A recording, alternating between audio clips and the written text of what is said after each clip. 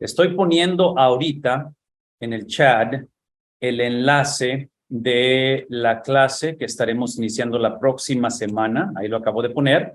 Y bueno, vamos a hablar de ello al final, más adelante, los detalles de la clase. Pero nada más les comento eso porque otra vez, este es nuestra última clase de Jonás. Estamos concluyendo con el capítulo 4 esta tarde y con el favor de Dios la próxima semana iniciamos el libro de Santiago. Así es que les invitamos a que se registren, a que se inscriban en la clase y daremos algunos detalles con respecto a ello. Precisamente hoy también, se los digo a manera de anuncio, de comentario, que estamos finiquitando también la cuestión de la clase para enero, porque en enero se volverán a unir los pastores metodistas y continuaremos con la segunda parte de Primera de Corintios. Recuerdan que hicimos 1 Corintios 1 al 8, entonces para enero haremos del 9 al 16 con el favor de Dios, y de ahí nos vamos a mover para los meses que siguen. Si no me equivoco, vamos a volver a hacer la clase de interpretación de la Biblia.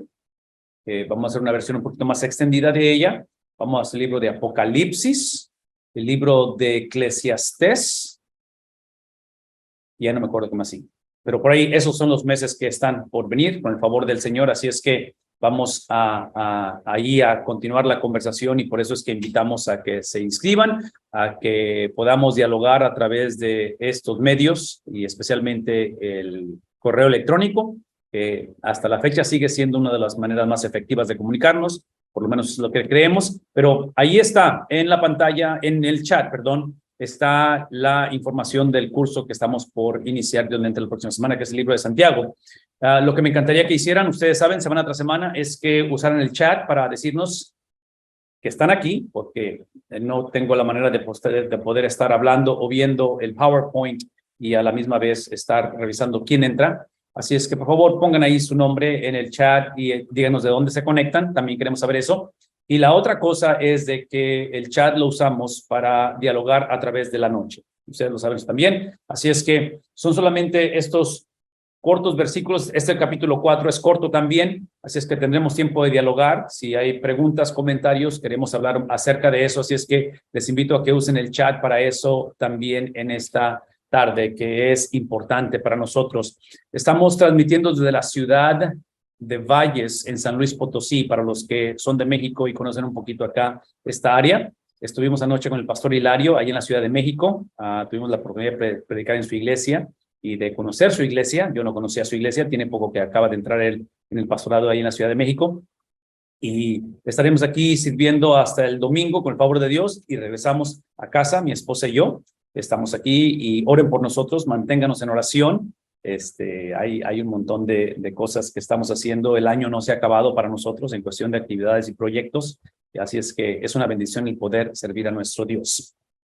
Si tienen ahí un ejemplar de la palabra de Dios, capítulo número 4 de Jonás. Vamos rápidamente ahí para entrar en la conversación de esta noche, porque tenemos bastantito que cubrir y me encantaría que fueran conmigo ahí. Y bueno, hablando del capítulo número 4, la realidad es de que a mí me encantaría hablar del capítulo número 3 también, desde el punto de vista de que en el capítulo número 3 es donde ustedes recordarán de la semana pasada, donde hablamos acerca de cómo el pueblo de, en este caso de Nínive, esta capital asiria, va a reconocer, va a tener esa convicción del mensaje que el profeta Jonás, hasta cierta manera reinstalado como profeta, vuelve a profetizar, y digo vuelve a profetizar, pero realmente por primera vez da el mensaje que desde un principio se le había asignado y él no quiso dar.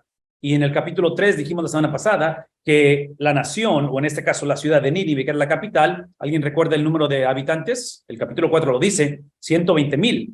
Y para mí pensar en 120,000 en este tiempo es una cantidad extremadamente grande, porque es obviamente que estamos hablando de una cultura, de un tiempo, de un mundo muy diferente al de nosotros, pero parte de ello quiero que piensen en la importancia de la ciudad y este sello que tiene el Señor por la ciudad. E inclusive, y esto es parte de lo que quiero que hagamos en esta noche, es que pensando en el Dios que nos está comunicando un mensaje, y el mensaje central, en este caso del libro, es donde encontramos en el capítulo número 4, el versículo número 11. Ese es el final del capítulo 4. Y si pudiéramos ver la centralidad de ello, porque acuérdense que en el capítulo 3 hablamos de ese mensaje central de Jonás, donde simplemente él dice que la salvación pertenece al Señor. ¿Recuerdan eso al final del capítulo 3? Que es parte de ese epicentro, de que está llegando a ese clímax del libro de Jonás. Pero en el capítulo 4, versículo 11, yo argumentaría que esta frase o esta pregunta, como él inicia esta pregunta y dice, y no he de apiadarme, es precisamente la centralidad de este mensaje, la centralidad de este libro. Y menciono esto porque es obvio que esta generación de la ciudad de Nínive, esta generación de asirios, no merecían el apiado, ¿se dice? ¿Sería correcto decir eso? La piedad de Dios, no merecen la piedad de Dios, pero la realidad es que nadie la merece. Lo que merecemos de parte de Dios es su justicia, no es piedad. Y en este caso, observen la manera en que él está lidiando con Jonás y está reintroduciendo esto y está diciendo, y no he de apiadarme. Y obviamente el resto empieza a hablar acerca de lo que significa esa piedad que Dios ha manifestado y que Dios ha decidido y determinado, en este caso, usar a Jonás para mostrar esa piedad a través de compartir ese mensaje. La ironía de esto, y otra vez, aquí es donde quiero que piensen conmigo y que hagamos un tipo de recapitulación, donde estamos cerrando el libro, es que esta pregunta con la cual está terminando y diciendo, ¿acaso no he de apiadarme?, está conectada precisamente con la tragedia de que en el capítulo 3, finalmente Jonás obedece al Señor, y obviamente viene el capítulo 2, donde tocó fondo, y el fondo del mar literalmente, y está en el vientre del pez. Pero en el capítulo 3, cuando él finalmente confiesa, cuando él finalmente profetiza y da el mensaje a Nínive, sucede lo que Jonás temía. ¿Recuerdan lo que él temía? Temía que Dios fuera un Dios de misericordia y temía que esta generación, estos 120,000 habitantes se arrepintieran. Y esto es irónico hasta cierta manera, bueno, no en cierta manera, en su totalidad, porque pensar en nuestros gobiernos, pensar en nuestra generación, pensar y puedo usar un montón de ejemplos, pero pensando en generaciones, en gobiernos, en líderes, en culturas, todos quisiéramos ver un avivamiento en nuestras ciudades. Anoche estuve con el pastor Hilario, que muchos de ustedes lo conocen, el pastor Hilario Rojas, en la Ciudad de México. Y he estado varias veces, diferentes ocasiones en la Ciudad de México, y he conocido otros países, hemos estado en otros países, pero quiero decirles que nada se compara a la Ciudad de México. La Ciudad de México tiene algo peculiar. Es una ciudad, como todas, diferente, pero parte de ello, lo que lo hace diferente es la cantidad de gente que hay. Es muchas veces, y sobre todo para uno que viene de ciudades pequeñas, es inconcebible la cantidad de gente. Y otra vez, estoy tomando el tema de la ciudad porque parte de la ironía de esta conversación que está teniendo Dios con Jonás es que me encantaría que el libro de Jonás terminara en el capítulo 3, donde el pueblo se arrepiente, hay avivamiento y Jonás termina como el héroe de la película, pero ustedes y yo sabemos que el héroe de la película, el héroe de la Biblia no es el profeta, el héroe de la película o de la Biblia no es el pueblo de Dios, el héroe de la historia no es aquel pueblo pagano como Asiria o como Nínive que es transformado el evangelio. El héroe, la centralidad, el protagonista, ¿quién es? Es Dios. Por eso es que estamos trayendo esta pregunta en el capítulo 4 al final, y estoy usando esta pregunta para recordarnos que este es precisamente el mensaje del libro, y no he de arrepentirme.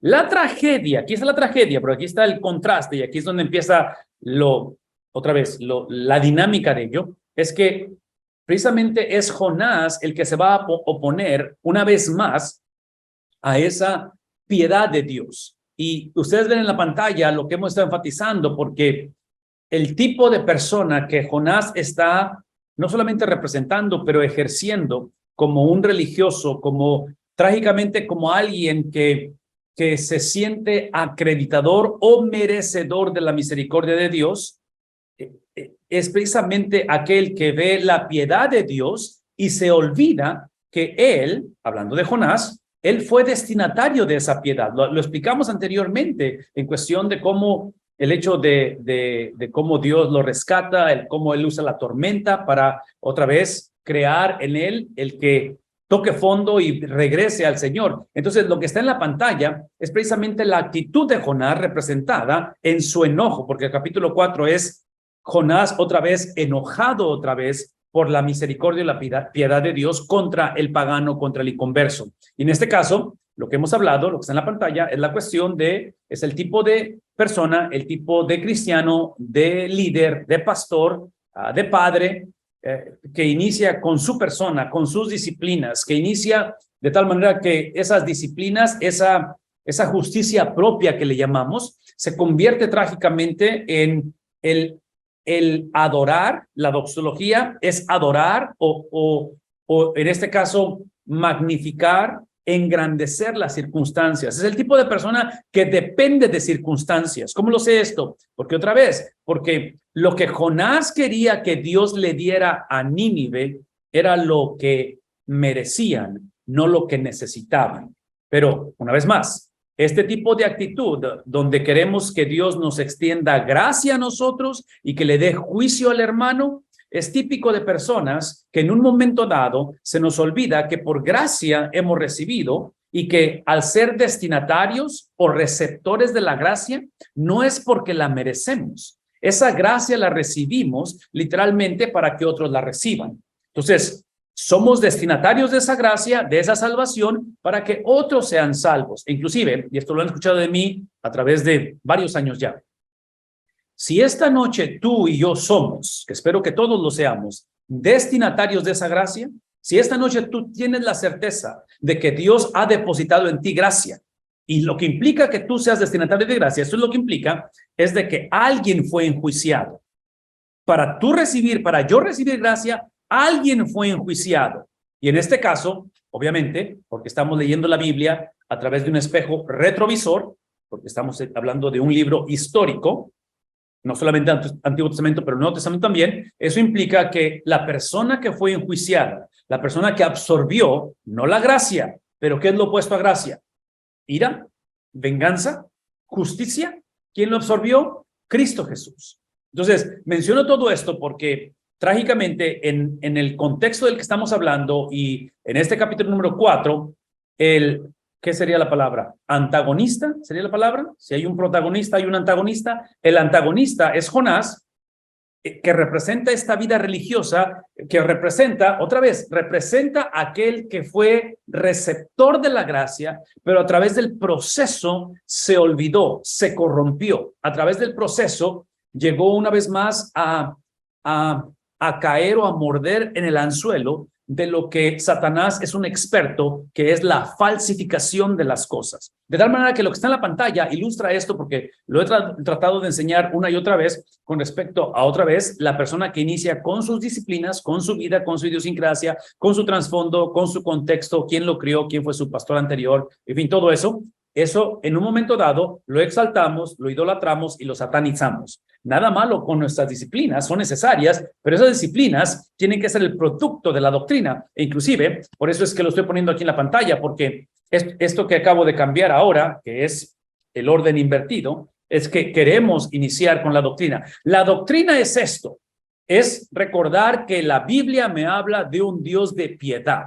Eso es lo que me enseña la doctrina. Entonces, la doctrina lo que hace cuando el mensaje está centrado no en la necesidad de que la gente cambie, no en la necesidad de que la gente sea salva, todo eso está implicado, pero la doctrina es el Dios que salva. No es solamente el Dios que provee salvación, y déjenme quitar mi PowerPoint porque quiero que me vean y quiero que escuchen esto con claridad. La doctrina no es solamente que Dios ha provisto salvación. La doctrina no es solamente que Él se hizo carne y habitó entre nosotros. La doctrina me dice que Dios salva. Y digo que Dios salva porque acuérdense que esta salvación de Dios emana de Él. Él es el originador. ¿Por qué? Y están tomando nota. Esto es la salvación. Lo hemos dicho, hay tres cosas por lo menos que hablamos de salvación. La primera de ellas es que somos salvos precisamente de Él, precisamente de su justicia, precisamente del hecho de que nadie nace buscando a Dios. Todos nacemos huyendo de Dios. Entonces somos salvos de él, somos salvos obviamente de condenación eterna, que es el infierno, y somos salvos de nosotros mismos. Entonces, esto lo estoy mencionando una vez más y lo reenfatizo y lo vuelvo a enfatizar y lo vuelvo a presentar cada vez que, yo sé que suena como disco rayado, pero esto que está enfrente de ustedes es una vez más, es la cuestión de iniciar con el mensaje de Dios, con el carácter de Dios, con la persona de Dios, con Dios, ¿sí? Los pensamientos de Dios, la teología de Dios, y de ahí lo que produce, que aquí es donde entramos en la persona de Jonás, es que nos da la habilidad de adorar, no las circunstancias en que estamos, pero adoramos en las circunstancias en que estamos. Entonces, la doxología emana de que independientemente dónde estemos, independientemente qué suceda, en este caso, regresando a Jonás, tormenta, en este caso, siendo echado al mar, en este caso, siendo literalmente devorado por un pez, independientemente, si esa es la expresión de nuestra condición relacional, emocional, financiera, espiritual, cualquiera que sea, no adoramos a Dios por la tormenta, no adoramos a Dios por el pez o por la braveza del mar, adoramos a Dios en medio de esas cosas. Ahora, una vez más, esta adoración no es simplemente una actitud positiva ante la negatividad, no es simplemente una actitud donde tenemos el contraste de la tragedia o de la pérdida que tenemos. Esta adoración emana del carácter de Dios, de la doctrina, de reconocer que Él, el Dios de la Biblia, está en control en medio de la tormenta. Y de ahí, obviamente, eso implica las disciplinas, que es lo que están viendo ahí, como producto de ello. Lo que hemos estado invitando, y esta es la manera en que me encantaría que pensáramos, porque esta noche estamos transmitiendo desde Ciudad Valles, en San Luis Potosí, porque estamos ahí con el pastor Félix Medina, que es el pastor de la Primera Iglesia Bautista, y les invito a que oren por esto, porque ellos han estado toda la semana enfatizando la cuestión de misiones, obviamente este enfoque hacia el mundo en necesidad, pero en lo particular me toca a mí precisamente venir y mañana empezar una serie de conferencias, viernes, sábado, que es el aniversario, y el domingo concluir con el culto. Pero aquí está mi punto y con respecto a esto, porque es un privilegio estar aquí con ellos, es un privilegio hablar a la iglesia en su aniversario, pero este es el mensaje que quiero que pensemos, que este fin de semana vamos a estar enfatizando, y una vez más, esto lo han visto, ¿verdad? Entonces, el mismo mensaje centralizado en el carácter de Dios, reempaquetado de diferentes maneras, que es lo que vamos a estar haciendo ese fin de semana, pero cuando pensamos en esta cuestión de doctrina, pensamos en la doxología, que es lo que produce la doctrina. Y hermanos, no sé cómo enfatizar esto, se los digo en serio, no sé cómo enfatizar esto y cómo recalcar esta importancia, porque la doctrina no garantiza el ser conocedores de la palabra, el ser confrontados con la palabra, el posicionarnos debajo de la palabra. El obedecer su palabra no garantiza que la cosa va a funcionar. Estoy hablando simplemente en el entorno en que vivimos. Estoy hablando de un reporte de un doctor, médicamente hablando, de una situación en el hogar, en fin, y menciono todo esto porque si yo me acercara a la doctrina para que la cosa funcionara, eso es el evangelio de la prosperidad. Es tratar de manipular y buscar el lado amable de Dios para que me bendiga. No. Sí, la bendición es tener acceso a la doctrina. No es tanto que la doctrina haga algo por mí. No sé si estamos claros en ello. Porque acuérdense que todos somos enemigos de Dios y que anteriormente nos movíamos en dirección opuesta a la persona de Dios. Entonces, mi punto es este, porque quiero que piensen conmigo en la cuestión doctrinal y en la cuestión de doxología. La importancia de la doxología es que la doxología es la habilidad de adorar a Dios no por, pero en la tormenta. Adorar a Dios independientemente qué suceda, independientemente cómo sea el entorno y cómo se presente la situación. Entonces, aquí es donde quiero que regresemos a esto, porque esto es lo que Jonás nos ha mostrado y está llevándonos a pensar una vez más lo que está en la pantalla, que es básicamente, otra vez, esa doctrina es comunicar, es anunciar, es proclamar, ¿qué cosa? A la persona de Cristo, y esto lo tenemos que recordar en el caso de Jonás, porque el arrepentimiento de esta generación de asirios, de Nínive, no fue porque Jonás era un profeta muy elocuente o muy capaz o sagaz o apto para la tarea.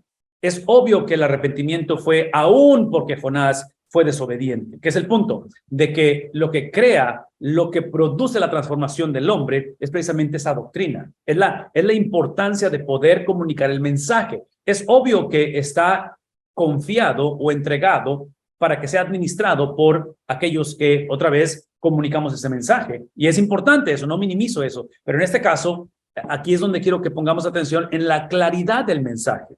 Y la claridad del mensaje, y este fin de semana voy a estar haciendo ese énfasis con respecto a la iglesia, es que no podemos empezar con eclesiología. No podemos empezar con la iglesia. En este caso, Jonás no puede empezar con él mismo. El capítulo 4 es Jonás regresando a su persona, porque aparentemente Jonás, otra vez, está regresando a esa actitud errónea y equivocada. E inclusive, el punto del libro de Jonás no es la nación de Asiria, no, porque aquí hay un punto un poquito controversial hasta de esta manera, pero el hecho de que los asirios, cuando se arrepienten, no claman al Dios de la Biblia usando su nombre personal.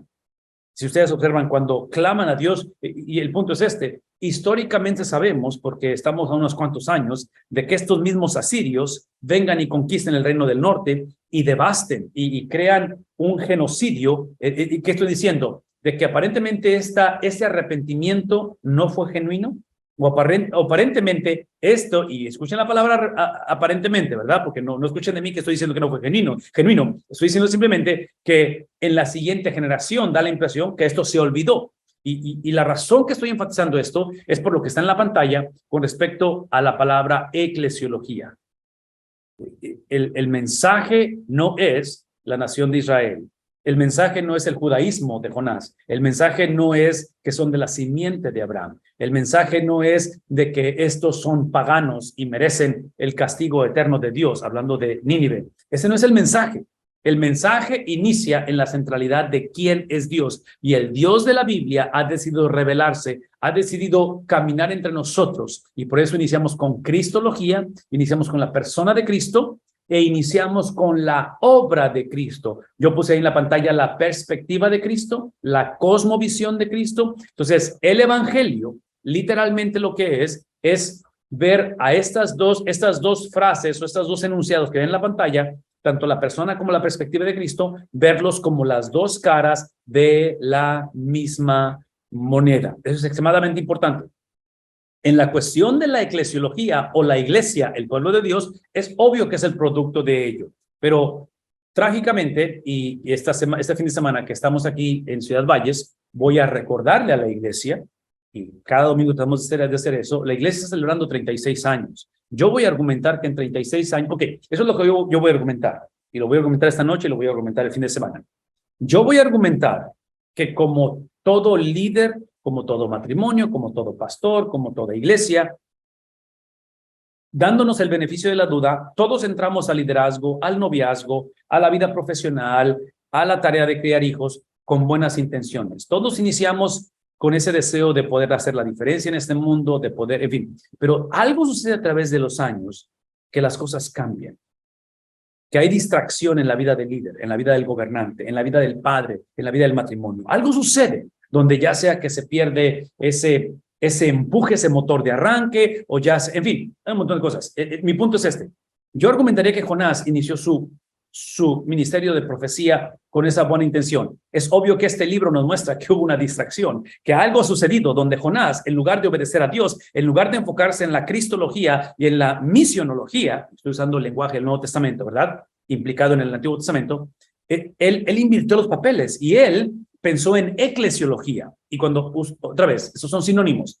Él no está pensando en eclesiología, pero está pensando en qué cosa, en su judaísmo, está pensando en su elitismo, está pensando en que ellos no son acreditadores de la misericordia de Dios. Entonces, iniciamos de una manera, pero nos distraemos. Entonces, todo esto lo estoy diciendo porque al pensar en la amada iglesia de aquí de Ciudad Valles, Primera Iglesia Bautista, como cualquier otra iglesia, después de 36 años, yo voy a argumentar que ha habido distracciones. Entonces, parte del enfoque de este fin de semana es regresar a tomar esta conversación y reenfocar, porque es lo que está haciendo Dios con la vida de Jonás. E inclusive, ven lo que voy a decir, inclusive, este mensaje que Dios comparte a Nínive a través de Jonás, es un mensaje que Jonás tuvo que ser confrontado con él antes de compartirlo. En el capítulo 2, Jonás es confrontado con ese mensaje centralizado en el carácter de Dios cuando Dios, en la rebeldía de Jonás, cuando Jonás moviéndose en dirección opuesta a Dios, a la voz de Dios, moviéndose con alevosía y desventaja, ¿qué hace Dios? Dios usa marineros paganos, Dios usa una tormenta, Dios usa el que es echado al agua y Dios usa al pez, ¿para qué cosa? Para rescatar a Jonás, para mostrar su misericordia a él. Entonces, Jonás experimenta una vez más la cristología, misionología, y el Señor le permite reinvertir el orden como debe de ser, porque Jonás lo tenía de cabeza, y es la tarea que yo creo que como iglesia, que como familias, como cristianos, somos llamados a hacer. Esa es la importancia de ver la vida cristiana como una decisión y como un estilo de vida. Entonces, es la combinación de ambos. ¿Por qué? Porque en el proceso, pues no es más, en el proceso somos distraídos o nos distraímos. E inclusive, una característica de alguien que es distraído o se distrae, ya sea que algo lo causa o lo causamos nosotros mismos, típicamente es algo que sucede en esos famosos puntos ciegos, usando los espejos laterales. Por eso es que el posicionarnos debajo de otros, con el propósito de servir a otros en el cuerpo de Cristo, es precisamente para reenfocar nuestra vida en lugar de vivir esta vida completamente en aislamiento o por nosotros mismos y confiar en nuestra propia prudencia. Entonces, eso es lo que quiero que pensemos por un momento. Esto que está aquí en la pantalla lo hemos enfatizado otras veces, yo sé que está familiarizado con ello, pero yo argumentaría que esto es de suma importancia, necesitamos volver a hablarlo. Aquí está Dios, otra vez, a través del libro de Jonás, regresando a esta conversación del Evangelio, donde 3 veces, y el capítulo 4 es la tercera vez, donde Dios manifiesta su pasión por una, así es como lo describe, como una gran ciudad. Algo tiene en particular el concepto de ciudad o ciudades dentro de la agenda de Dios. Y otra vez, parte de ello, en cuestión de la ciudad, es precisamente porque, y aquí está la imagen que hemos usado anteriormente, es que como ciudades, como generación, nadie está buscando a Dios. En otras palabras, la cuestión de Dios 3 veces diciéndole a Jonás que vaya a Nínive, que va a tener compasión y piedad de la ciudad. La piedad que Dios tiene, la compasión que Dios tiene, es precisamente porque Dios sabe, a la luz del Evangelio, que esta es la característica de toda comunidad. Esta es tu vida y mi vida. Y una vez más, hermanos, por favor, escúchenme, por favor, decir esto. Cuando hablamos de esa imagen de que somos fugitivos de Dios, no tanto que estamos buscando a Dios, lo he explicado esto anteriormente. Esa imagen representa 2 grupos de personas y esta noche, todos sin excepción, estamos en uno de los 2 grupos. El primer grupo, que en este caso lo representa Nínive, y cualquier persona que no conozca del Señor, es literalmente aquellos que nacemos, que somos todos, nacemos, nuestra condición como hombres naturales, nacemos separados de Dios, somos enemigos de Dios, no vivimos en las tinieblas por accidente, somos amantes de las tinieblas. Esa es la condición del hombre antes de entregarse a Cristo. Entonces, somos fugitivos de Dios. Y esto implica, y esto lo dije anteriormente y lo voy a decir una vez más, no existe tal cosa como simpatizantes del Evangelio. Los simpatizantes del Evangelio somos los cristianos que sentimos necesidad de Dios, porque Dios creó en nosotros esa necesidad. Y menciono esto porque pensar en un inconverso que sienta simpatía por Dios es una contradicción de término, porque el inconverso lo que siente con lo que siente con la persona de Dios es precisamente lo opuesto, no simpatía. Siente exactamente lo opuesto. En fin, el punto que estoy tratando de hacer es cuidar de la condición de Jonás, porque la primera condición es la condición de Nínive, fugitivos de Dios. Por eso Dios tiene compasión de ellos 3 veces, sobre la ciudad, sobre la ciudad, sobre la ciudad. La segunda condición, que yo diría que este es el antagonismo, este es el problema que tiene el libro de Jonás con respecto a la ciudad de Nínive, es el fugitivo de Dios, pero es fugitivo porque se ha convertido en religioso. Es el fugitivo porque esa gracia que Dios derramó sobre esa persona o sobre esa familia o sobre esa generación lo ha hecho o lo ha convertido en una insignia, como que si esto es lo que yo merezco por lo que yo he hecho. porque yo soy merecedor de la gracia, porque yo nunca me puse un tatuaje, porque si supieras quiénes fueron mis papás, si tú sabes todo lo que, escuchan el lenguaje de todo ese resumen, que es lo que argumenta Jonás. Jonás desde un principio dice, no merecen ellos, y Jonás estaba en lo correcto, no eran merecedores la ciudad de Nínive de la gracia de Dios, pero adivinen qué, una vez más, Jonás tampoco era merecedor de ello. El hecho de que Abraham haya sido escogido, recuerden esto, ¿sí? Sí, te bendeciré para que seas bendición a otros. ¿Recuerdan ese lenguaje? Entonces, esa gracia para compartir esa gracia. Entonces, otra vez, estoy hablando de esta cuestión de ser fugitivos de Dios, dos tipos de grupos o de personas, porque es simplemente el recordar que la condición de Jonás, y otra vez, eso suena un poquito ofensivo, yo lo sé, probablemente está reflejando la condición de nosotros hoy en día. Porque el haber estado en la Ciudad de México anoche, ayer, el haber, otra vez, transitado la Ciudad de México, que es una ciudad muy bella, si alguien no la conoce, es una ciudad muy bella, muy bonita, pero es una ciudad que te recuerda de la necesidad increíblemente grande que hay del Evangelio de Jesucristo.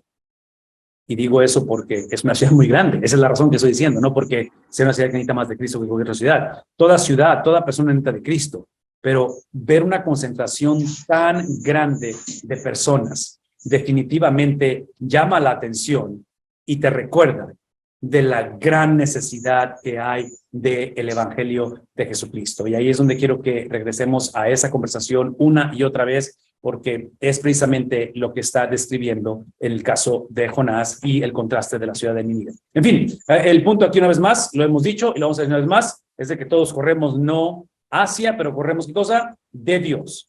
Todos sin excepción somos fugitivos de Dios, todos sin excepción trágicamente nos hemos descarriado, no hay justo ni siquiera uno, y esa es la razón por qué estamos hablando acerca de este tema, y Jonás va a tener que ser recordado con respecto a ello. Una de las características que encontramos culturalmente hablando, y en este caso, otra vez, Dios enfatizando, hablando de esta gran ciudad, dijimos hace un momento, y lo vamos a leer al final, o conforme avanzamos sobre el capítulo 4, es de que la población es de 120,000 personas. Dice el libro de Jonás, 120,000 personas en la ciudad de Nínive. Una de las características de las ciudades a través de la historia es precisamente que la ciudad se convierte en el profeta. No sé si la palabra es altavoz, pero es esos conos que se ponen en la boca para poder anunciar algo. Es el profeta de la cultura. Y otra vez, el día de ayer fui recordado de eso. Cuando yo veo la Ciudad de México, o sea, wow, es impresionante dentro de su belleza, porque es una ciudad muy bella. No quiero que escuchen en mi negatividad con respecto a la Ciudad de México, porque es una ciudad muy bella, pero a la misma vez es una ciudad que te enseña el epicentro de la cultura y que te enseña la expresión de la cultura. Hacia allá, yo argumentaría que va el resto del país en cuestión de idiosincrasias y de pensamiento. Entonces, esto que está en la pantalla con respecto a pensar cómo la ciudad es de importancia para Dios, que en este caso es Nínive, porque una vez más voy a recordarles históricamente, Asiria es la potencia mundial, Nínive es la capital de la potencia mundial.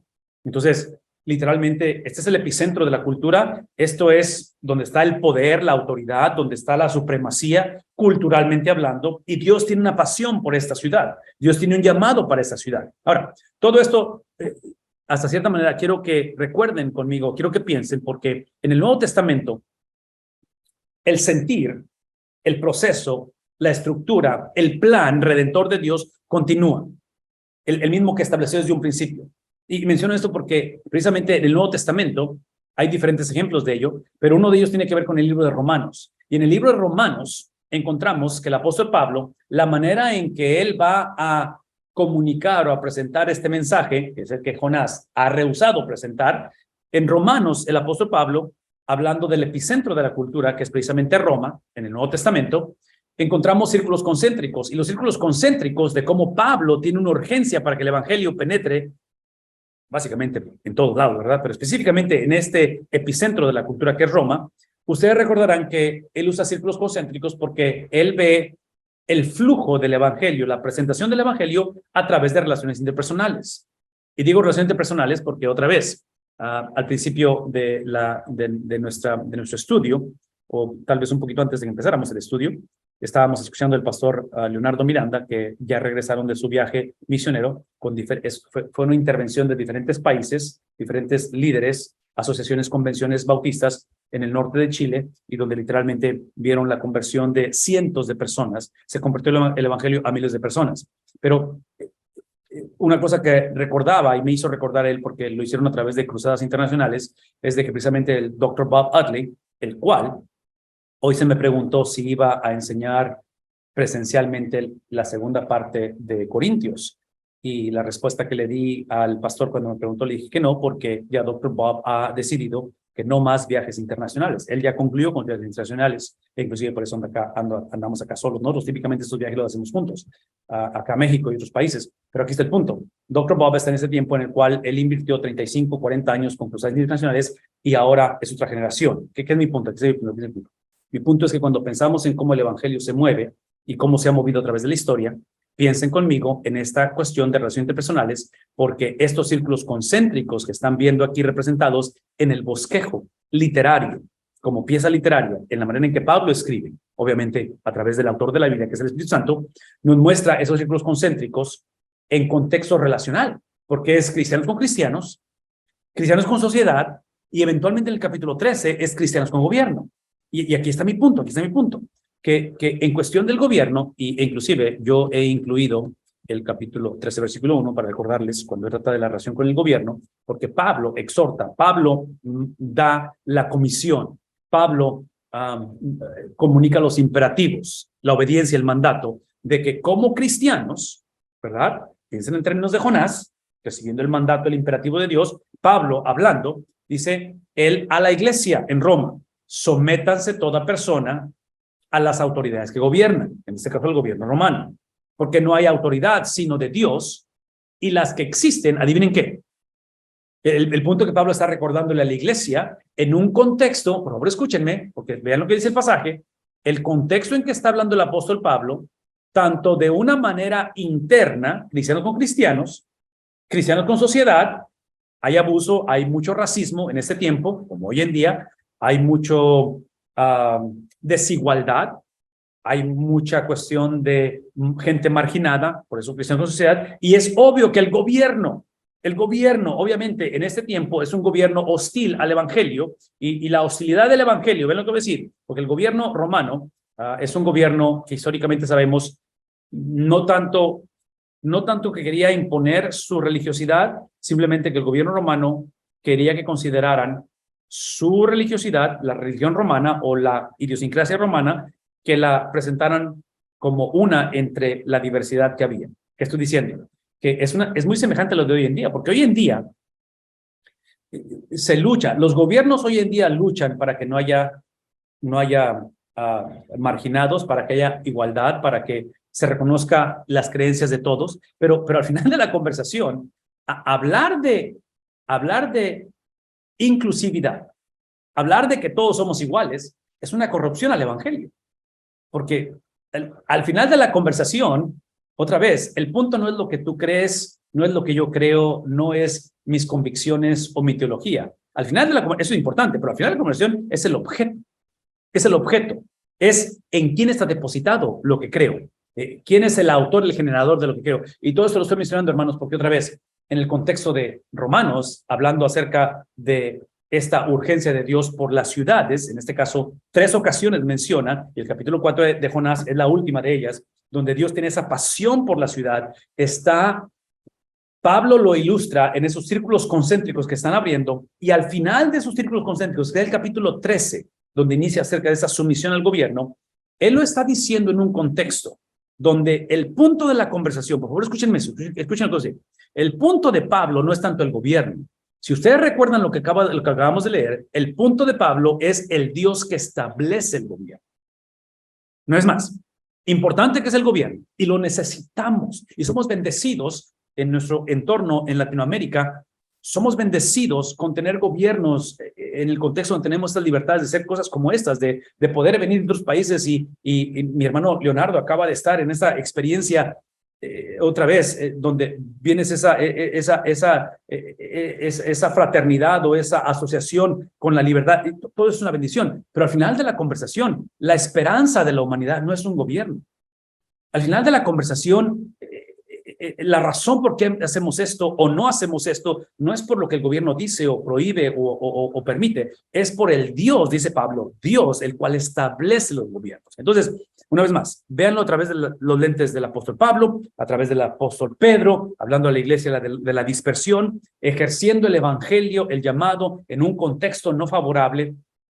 Lo que ellos van a reintroducir, que es lo que Dios hace en la vida de Jonás a través de marineros paganos, a través de una tormenta, a través de ser echado al mar y ser tomado por un pez. Esas 4 cosas son las que Dios usa, y los apóstoles usan cosas similares en el caso de ellos, en lo que estamos leyendo, es lo que Dios usa para que su pueblo, para que su profeta reconsideren que retador, difícil que es navegar la vida del ciudadano con nuestros gobiernos, retador y difícil que es vivir la centralidad del evangelio en una sociedad que es hostil y enemiga de Dios, lo difícil que es ejercer el llamado de Dios al ministerio vocacional para los que tenemos el privilegio de hacerlo, en iglesias o en contextos, en hogares donde no es fácil hacer esto.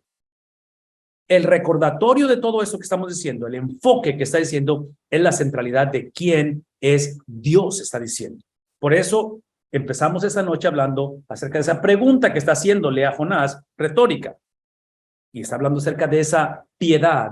¿Acaso no tendré yo piedad con misericordia de esta gran ciudad con 120,000 habitantes? Y menciono todo eso porque otra vez, Jonás va a ver la ciudad después de que predicó y se arrepintió esta generación. Y se pone a observar la ciudad, y el capítulo 4 nos enseña que Jonás sigue molesto, sigue frustrado por su justicia propia, por su superioridad que él siente por sí mismo, porque simplemente Dios es un Dios de compasión sobre gente que no merecían la compasión de Dios. El contraste es, una vez más, es Jonás sintiendo esta supremacía, Jonás dependiendo de las circunstancias, Jonás siendo guiado por la vista, que es el problema de la iglesia hace 2000 años, por eso los apóstoles hablan. Y el contraste es este, ven el contraste, eso es extremadamente importante. El contraste es que hubo un carpintero, hubo un hijo de María y de José, que en una ocasión vio la ciudad, una ciudad que no se arrepentía, y lloró sobre ella. Una ciudad que fue hostil a su persona y que eventualmente lo crucificó. Jonás siente desprecio por la ciudad de Nínive. Cristo sintió compasión por su propia ciudad. Entonces, si ven el contraste de lo que estamos hablando, y otra vez, yo creo que el apóstol Pablo, hasta cierta manera, nos está llevando a pensar en eso, cuando pensamos en la manera en que Dios obra a través de las ciudades, cuando Dios otra vez manifiesta su amor, y este capítulo de Romanos capítulo 13 nos menciona eso y nos lo recuerda. Pastor Leonardo, ¿habrá algún comentario, pastor, antes de moverme al versículo 1 del capítulo 4? Porque si no lo hay, para arrancarme directo a ello. Sí, solo hay una pregunta, pastor, y dice, ¿es correcto que un cristiano asista a una ceremonia religiosa en el templo católico y después baile el famoso vals? Ese vals. Ok, es extremadamente importante la pregunta y agradezco la pregunta, definitivamente. Otra vez, ¿cómo puedo explicar esto? Y hace poco tengo un ejemplo, yo sé que tengo un ejemplo, pero no recuerdo cuál es. Pero ok, lo voy a decir de esa manera. No voy a poder dar el ejemplo para ponerlo específico, pero voy a dar el principio general. La pregunta que me acaban de hacer la voy a voltear en pregunta. Y esa es la pregunta o ese es el comentario que haría.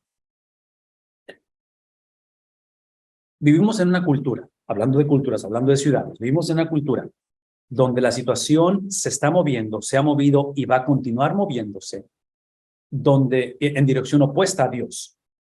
Fugitivos de Dios, otra vez, el concepto de ser fugitivo de Dios.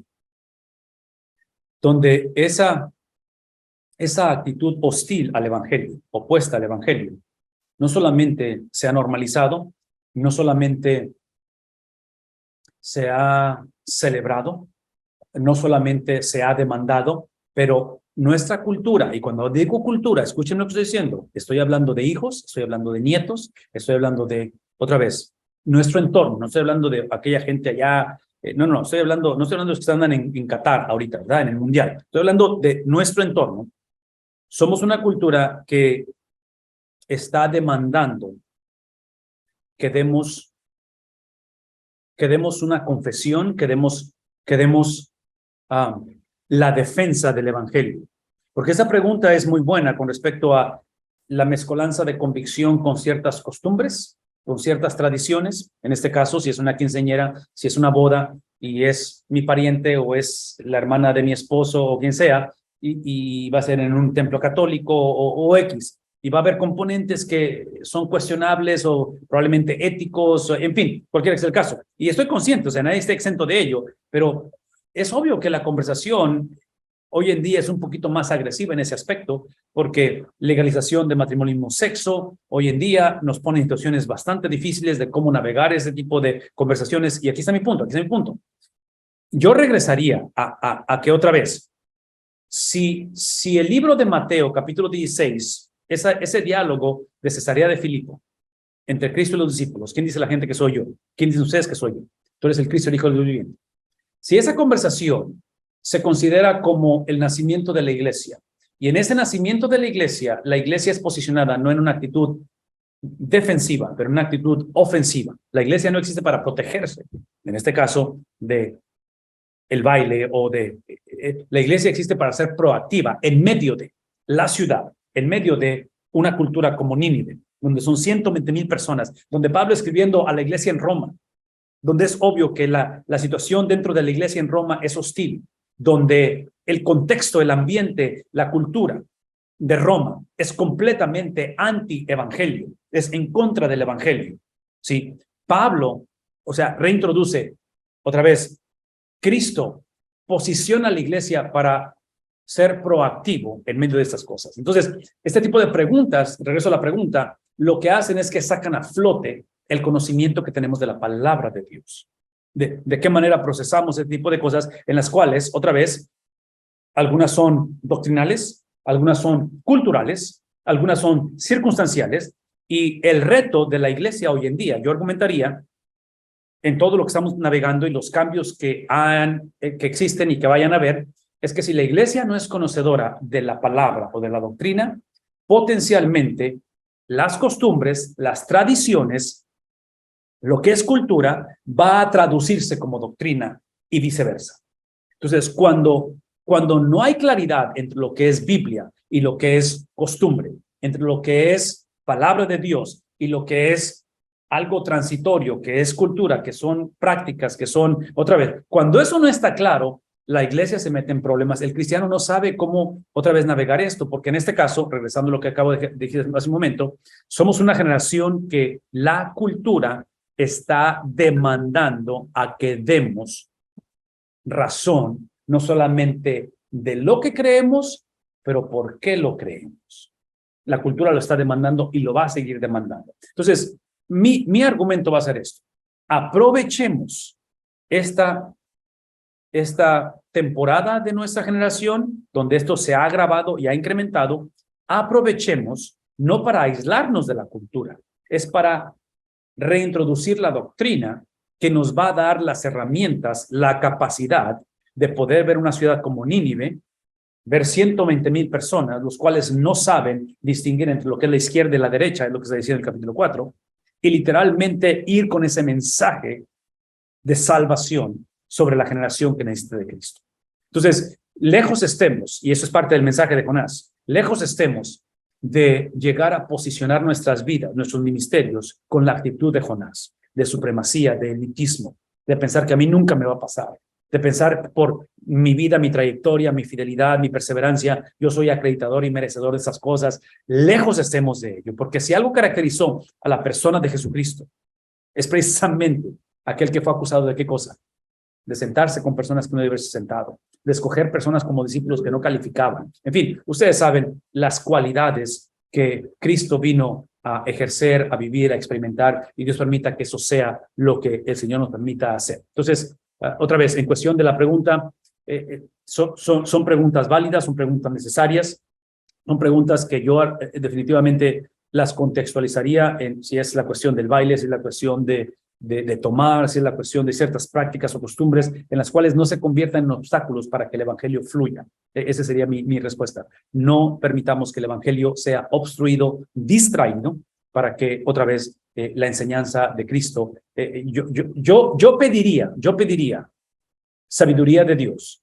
Yo buscaría el afianzarme en la palabra de Dios para que cuando se presenten estas situaciones, el Señor nos dé citas divinas y sin titubear podamos dar esa defensa del evangelio. Pero que cuando hablemos de ese evangelio vaya respaldado con nuestro estilo de vida. De tal manera que, y esto es sumamente difícil, que voy a asumir que ese tipo de preguntas, fiestas, vals, lo que sea, es en un contexto de relación interpersonal, porque es familia probablemente, que es de lo más difícil, ¿no es cierto? Pero es precisamente esa relación de familia, esa relación saludable, donde nuestro estilo de vida sea el reflejo de lo que la vida de Cristo ha hecho en nosotros. Entonces, de alguna manera tenemos que tener esta conversación continua en medio de nosotros, porque voy a decir una vez más, ¿ok? Las ciudades, la metrópoli, y entre paréntesis, en nuestra generación, lo que está creciendo son las ciudades. O sea, hay más conglomeración de gente. Y otra vez, creemos en la soberanía de Dios, creemos en la providencia de Dios, pero no es accidente que eso esté sucediendo. Pero en ese contexto tenemos que capacitar, educar, discipular, preparar a nuestra generación, a la iglesia, para salir y precisamente hacer esa diferencia en el mundo en que Dios nos ha llamado a ejercerlo. Vamos a continuar con más comentarios y preguntas ahorita, pero déjenme meterme rápidamente a este versículo 1 del capítulo 4, donde ven el subtítulo Queja de Jonás y respuesta de Dios, porque otra vez me encantaría, como dije al principio, me encantaría que el libro terminara en el capítulo 3, donde hay reconciliación, y Jonás termina diciendo en el capítulo 3, ¿recuerdan esto? Que la salvación pertenece al Señor, donde Jonás, después de la experiencia que tuvo de tocar fondo, de estar en el pez, salir del pez, él dice, estando en el pez, ¿qué dice? Volveré a ver el santuario, el templo, y habla acerca de que va a hacer sacrificios al Señor. Entonces, hay esa reconexión, ese reestablecimiento de esa gracia de Dios en la vida de Jonás, y otra vez porque está en una condición bastante deplorable, donde literalmente él piensa que ya no va a vivir, y es ahí donde él regresa a esto. Pero observen cómo trágicamente el capítulo 4 inicia con el desagrado de Jonás una vez más, y está en desagrado en gran manera y se enojó. Si están tomando nota, quiero que recuerden esto: la gracia de Dios divide antes de unificarnos. La gracia de Dios va a dividirnos antes de unificarnos. ¿Por qué? Y esta es la razón, y aquí es donde otra vez imploro, suplico que me vean, que escuchen lo que estoy por decir. La gracia de Dios solamente puede ser reconocida, aceptada, experimentada, expresada, espérame tantito, a través del empoderamiento de su Espíritu Santo. No hay manera que el hombre, en otras palabras, la gracia de Dios es la habilidad de creerle a Dios, es la fe. El hombre no puede tener fe en Dios a menos que Dios produzca en él esa fe. Y menciono todo esto porque regresamos al ejemplo de Jonás. En el ejemplo de Jonás, cuando él dejó de ver a Dios como la fuente de esa gracia, cuando él empezó, y lo opuesto a la gracia de Dios es precisamente justicia propia, es precisamente credenciales, insignias, atributos, experiencias, testimonios, logros o fracasos inclusive en esta conversación. Entonces, cuando Jonás olvida esa gracia, Jonás ve con desprecio a la gran ciudad, Jonás ve a su persona con supremacía, y el resto lo conocemos. Ahora, véanme tantito. ¿No es la lucha que tenemos todos los días tú y yo? ¿No es la lucha que típicamente tenemos cuando trágicamente nos etiquetamos unos a otros? Cuando vemos la calidad o la esencia del individuo basado en lo que hicieron o debieron de haber hecho y no lo hicieron. No usamos muchas las veces nuestros propios logros y nuestra propia soberbia como el tabulador, como la plomada, para decir, él está dentro, él está fuera. Entonces, esa es la lucha que tenemos constantemente. Entonces, cuando hablamos acerca de cómo Jonás responde, en este caso, a la transformación de esta generación, y él responde con enojo, porque es lo que acabamos de leer, ¿verdad? O sea, está respondiendo con desagrado, con enojo en gran manera. Ustedes recordarán que la gracia, y esta es la razón por qué divide, porque la gracia de Dios, ¿qué es la palabra que está aquí, hermanos? Y la voy a tratar de subrayar, ¿sí? Alguien póngala en el chat, porque esa es la palabra clave de esto. Por favor, escuchen esto. Es la cuestión de que es voluntaria. Y menciono que es clave voluntaria porque todos sin excepción nacemos, somos criados, formados por intuición, por inercia, es algo que simplemente es intrínseco en nosotros. Es la cuestión de que pensamos que todo tenemos que merecerlo o ganarlo. E inclusive, se piensan en términos de nuestra generación, ¿cómo educamos a los hijos? A que se eduquen, a que trabajen, a que se preparen, a que lleguen a esos niveles de superación. Es obvio que no hay nada malo con ello, pero fomenta, ¿qué cosa?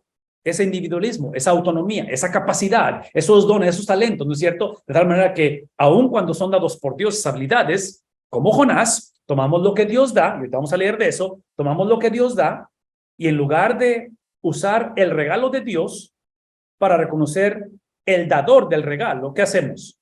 Nos olvidamos del dador del regalo y empezamos a idolatrar, ¿qué cosa? El regalo. Nos enamoramos del regalo. Entonces, hablando de la persona de Jonás, su judaísmo, regalo de Dios.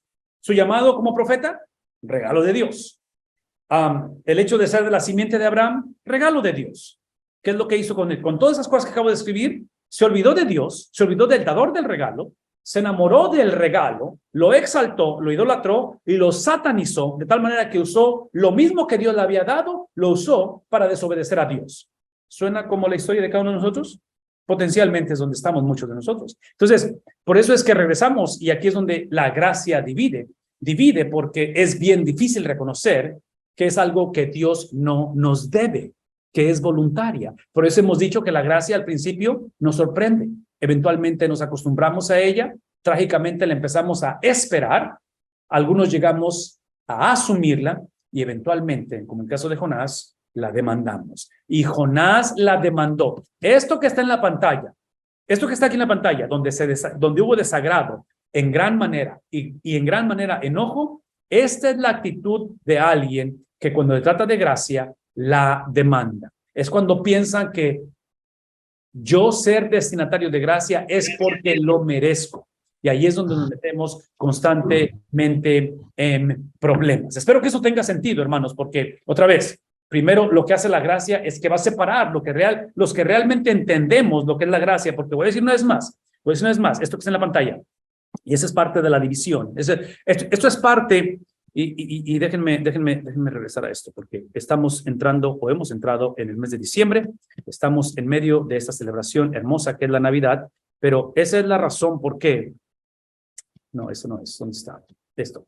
Esa es la razón por qué la centralidad de la predicación y de la enseñanza de la Biblia no puede ser o no puede continuar siendo esto que está aquí abajo. Esta no es la razón por qué predicamos. El propósito no es tener iglesias saludables, iglesias crecientes, iglesias de impacto, iglesias de empuje. Nada en contra de esas cosas. El enfoque está en la persona de Cristo, en la obra de Cristo. Entonces, este mes de diciembre, moviéndonos hacia enero del próximo año, pastores, líderes, iglesias, amas de casa, padres, usemos este tiempo para reintroducir precisamente la centralidad de la persona de Cristo. Reconozcamos que si la gracia está accesible, si hoy es el día de salvación, si la gracia es algo que voluntariamente te otorga, véame tantito, ¿sí?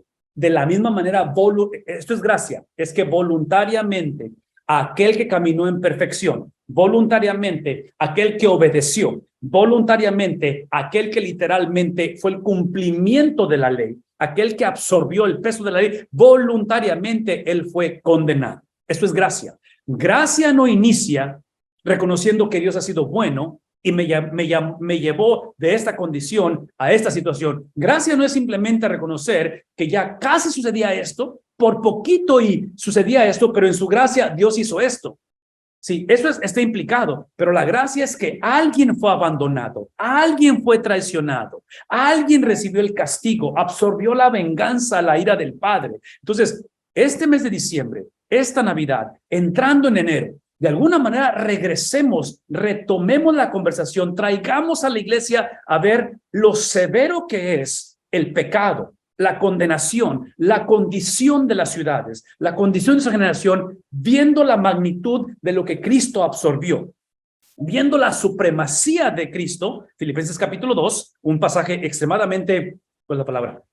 Cristocéntrico, la cristología, ¿sí? Donde Pablo describe que no escatimó el ser igual a Dios como cosa que aferrarse. Entonces, regresemos a eso. Usemos este mes de diciembre para reintroducir esa persona de Cristo, esa obra de Cristo. Despleguemos la condición del hombre y veamos la magnitud de la gracia. Porque, una vez más, somos una generación que trágicamente nuestro motor de arranque, y otra vez estoy hablando de nosotros como pastores, como líderes, hemos idolatrado tanto la iglesia, hemos idolatrado el llamado, hemos idolatrado el crecimiento de la iglesia, hemos hecho cosas que han sido literalmente, han sido problemáticas porque ha sido a expensas de olvidar la persona de Cristo, a expensas de olvidar la obra de Cristo. Y véanme tantito, porque yo sé que estoy sonando bastante crítico, pero es obvio que estoy hablando de mi persona, porque aquí inicia la conversación, ¿verdad? Es ser confrontado con la palabra de Dios personalmente. Esta es la razón, lo que estoy diciendo ahorita, esa es la razón por qué batallamos para dar la defensa que la cultura está demandando. No sabemos cómo procesar los cambios que están pasando. Es por eso que la iglesia es mucho más fácil y cómodo, como hogares, como cristianos, simplemente aislarlos, hacerles el fuchi y literalmente que se vayan al infierno. No complicarnos la vida. Inclusive, vemos las ciudades hoy en día, hermanos, por favor escúchenme, vemos las ciudades como una expresión de peligro, de riesgo. Entonces queremos que nuestros hijos, queremos un cristianismo en un lugar seguro, en un lugar predecible, en un lugar donde lo podamos administrar y regular. ¿Se han dado cuenta que la Biblia es precisamente exactamente lo opuesto? Y no estoy diciendo que no actuemos con cordura, pero observen lo que Dios le está pidiendo a Jonás. Y otra vez, no hacemos justicia a esto, pero es literalmente, y otra vez, no sé cómo ilustrarlo, pero creo que esto lo he dicho anteriormente, es como si un predicador, un pastor o un ciudadano de Ucrania fuera mandado a Rusia, ahorita que están en conflicto, para que vaya y predique el evangelio, en donde es en un contexto hostil, un contexto de mucho riesgo. En fin, otra vez, todo esto en el contexto de Jonás nos lleva otra vez a esta conversación donde él nos recuerda de esa gracia, y en el versículo 2 dice, y oró al Señor, Señor. Vean la osadía y otra vez, la actitud de este profeta. ¿No era esto lo que yo decía cuando aún estaba en mi tierra? O sea, la razón por qué no quería obedecerte. Pero por eso me anticipé a ir a Tarsis, porque yo sabía, eso es lo que yo sabía, que tú eres un Dios clemente, que tú eres un Dios compasivo, que tú eres un Dios lento para la ira y que tú eres un Dios rico en misericordia y que tú te arrepientes del mal anunciado. Por favor, escúchenme. Esa última frase de la cual dice que te arrepientes del mal anunciado, esa es tu historia y esa es mi historia. Que aun cuando éramos merecedores, en su gracia y misericordia, Dios se acordó de nosotros. ¿Recuerdan eso? Y una vez más, voy a decirlo una vez más. Esta cuestión de arrepentirse del mal anunciado, hubo una sola persona en la historia de la humanidad del cual Dios no se arrepintió y depositó sobre él el mal anunciado. ¿Quién es esa persona?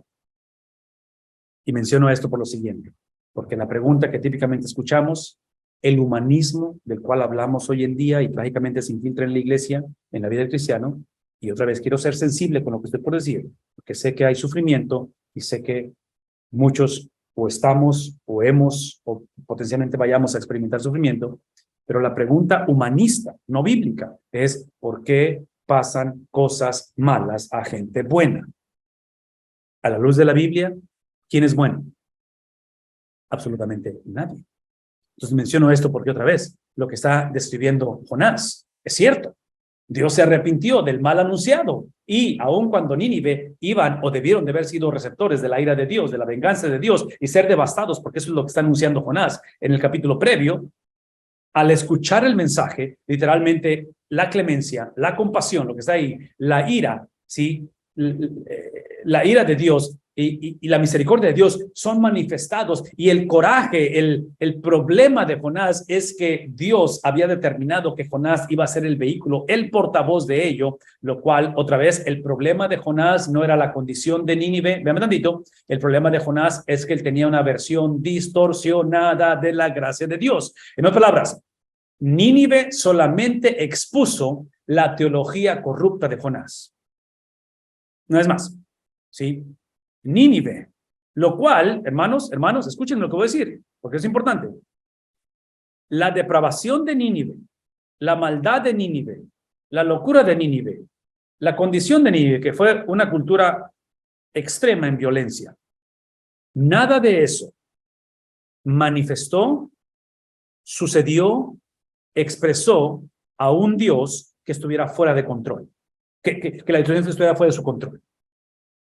Hemos aprendido a través del Antiguo Testamento, cuando recuerdan la línea del tiempo que les he puesto en la pantalla, no la tengo ahorita para ponérsela, pero recuerdan que en la parte de arriba están las potencias mundiales, y empieza con Egipto, empieza con Canaán, empieza con todo eso. Por favor, escúchenme.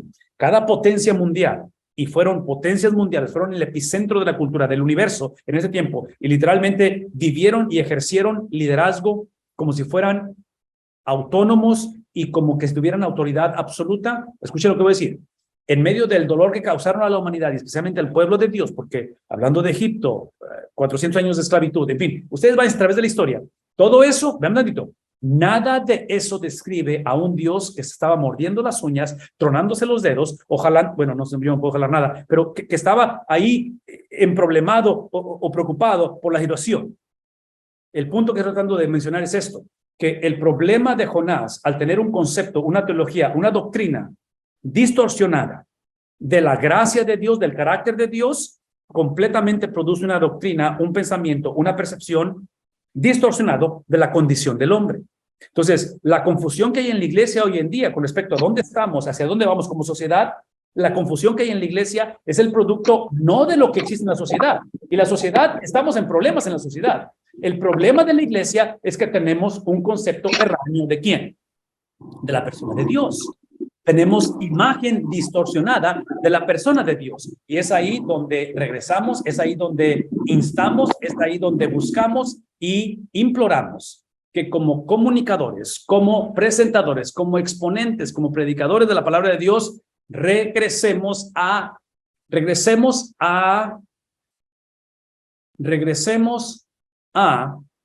la importancia y la urgencia de presentar el carácter, la grandeza, la santidad, la majestad, la excelencia del Dios de la Biblia. Este mes de diciembre tenemos la oportunidad grandísima, porque ahorita es el tema que por donde quiera lo estamos viendo, ¿no es cierto? Y de ahí uso el mes de enero, porque el mes de enero siempre es un mes donde podemos recapturar otra vez el concepto de eclesiología, el concepto de hacia dónde va la iglesia, ¿sí? Y cómo debe de navegar la iglesia todo lo que estamos viviendo en el mundo en que nos encontramos. Pastor Miranda, voy a leer un versículo más y te paso el tiempo por si hay comentarios o preguntas. Déjenme moverme rápidamente porque el tiempo se nos está yendo. Y déjenme ver dónde estoy.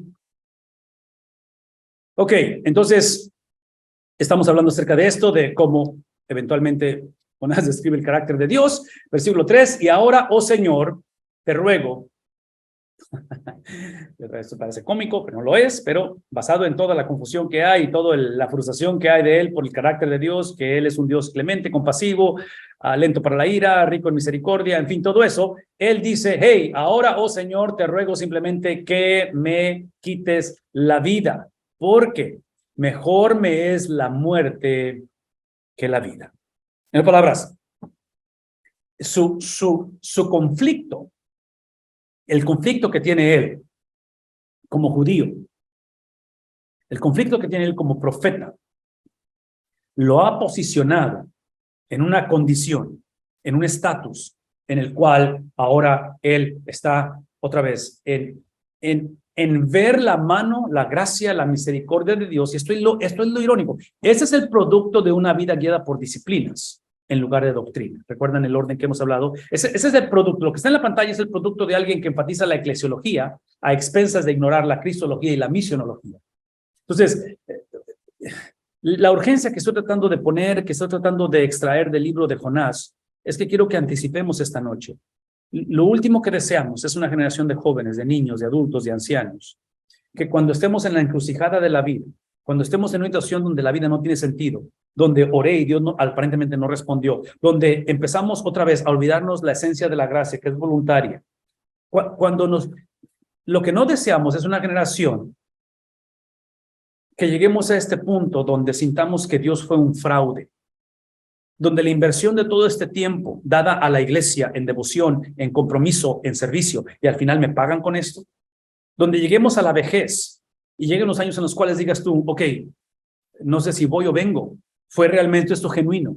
Llegue a esa crisis de fe. Y menciono todo esto porque la antesala de esto que acabamos de leer, donde él pide que es mejor que le quiten la vida, la antesala fue precisamente todo lo que acabamos de explicar. Entonces, porque es la condición de muchos de nosotros, literalmente no podemos o no debemos sorprendernos si llegamos a ese punto en el cual llegamos a una mezcla del cristianismo con otras corrientes, donde damos margen a otra vez la prostitución espiritual, que es lo típico de esta generación que estamos hablando. El Nuevo Testamento es la razón que los apóstoles tienen que presentar estas cartas, esta defensa de la fe. Y hermanos, otra vez, yo espero que esto lo veamos o lo reconsideremos con la urgencia necesaria, porque si no hacemos algo al respecto, potencialmente nuestros hijos y nuestros jóvenes, nuestros nietos, van a dejar no el evangelio, pero una caricatura del evangelio.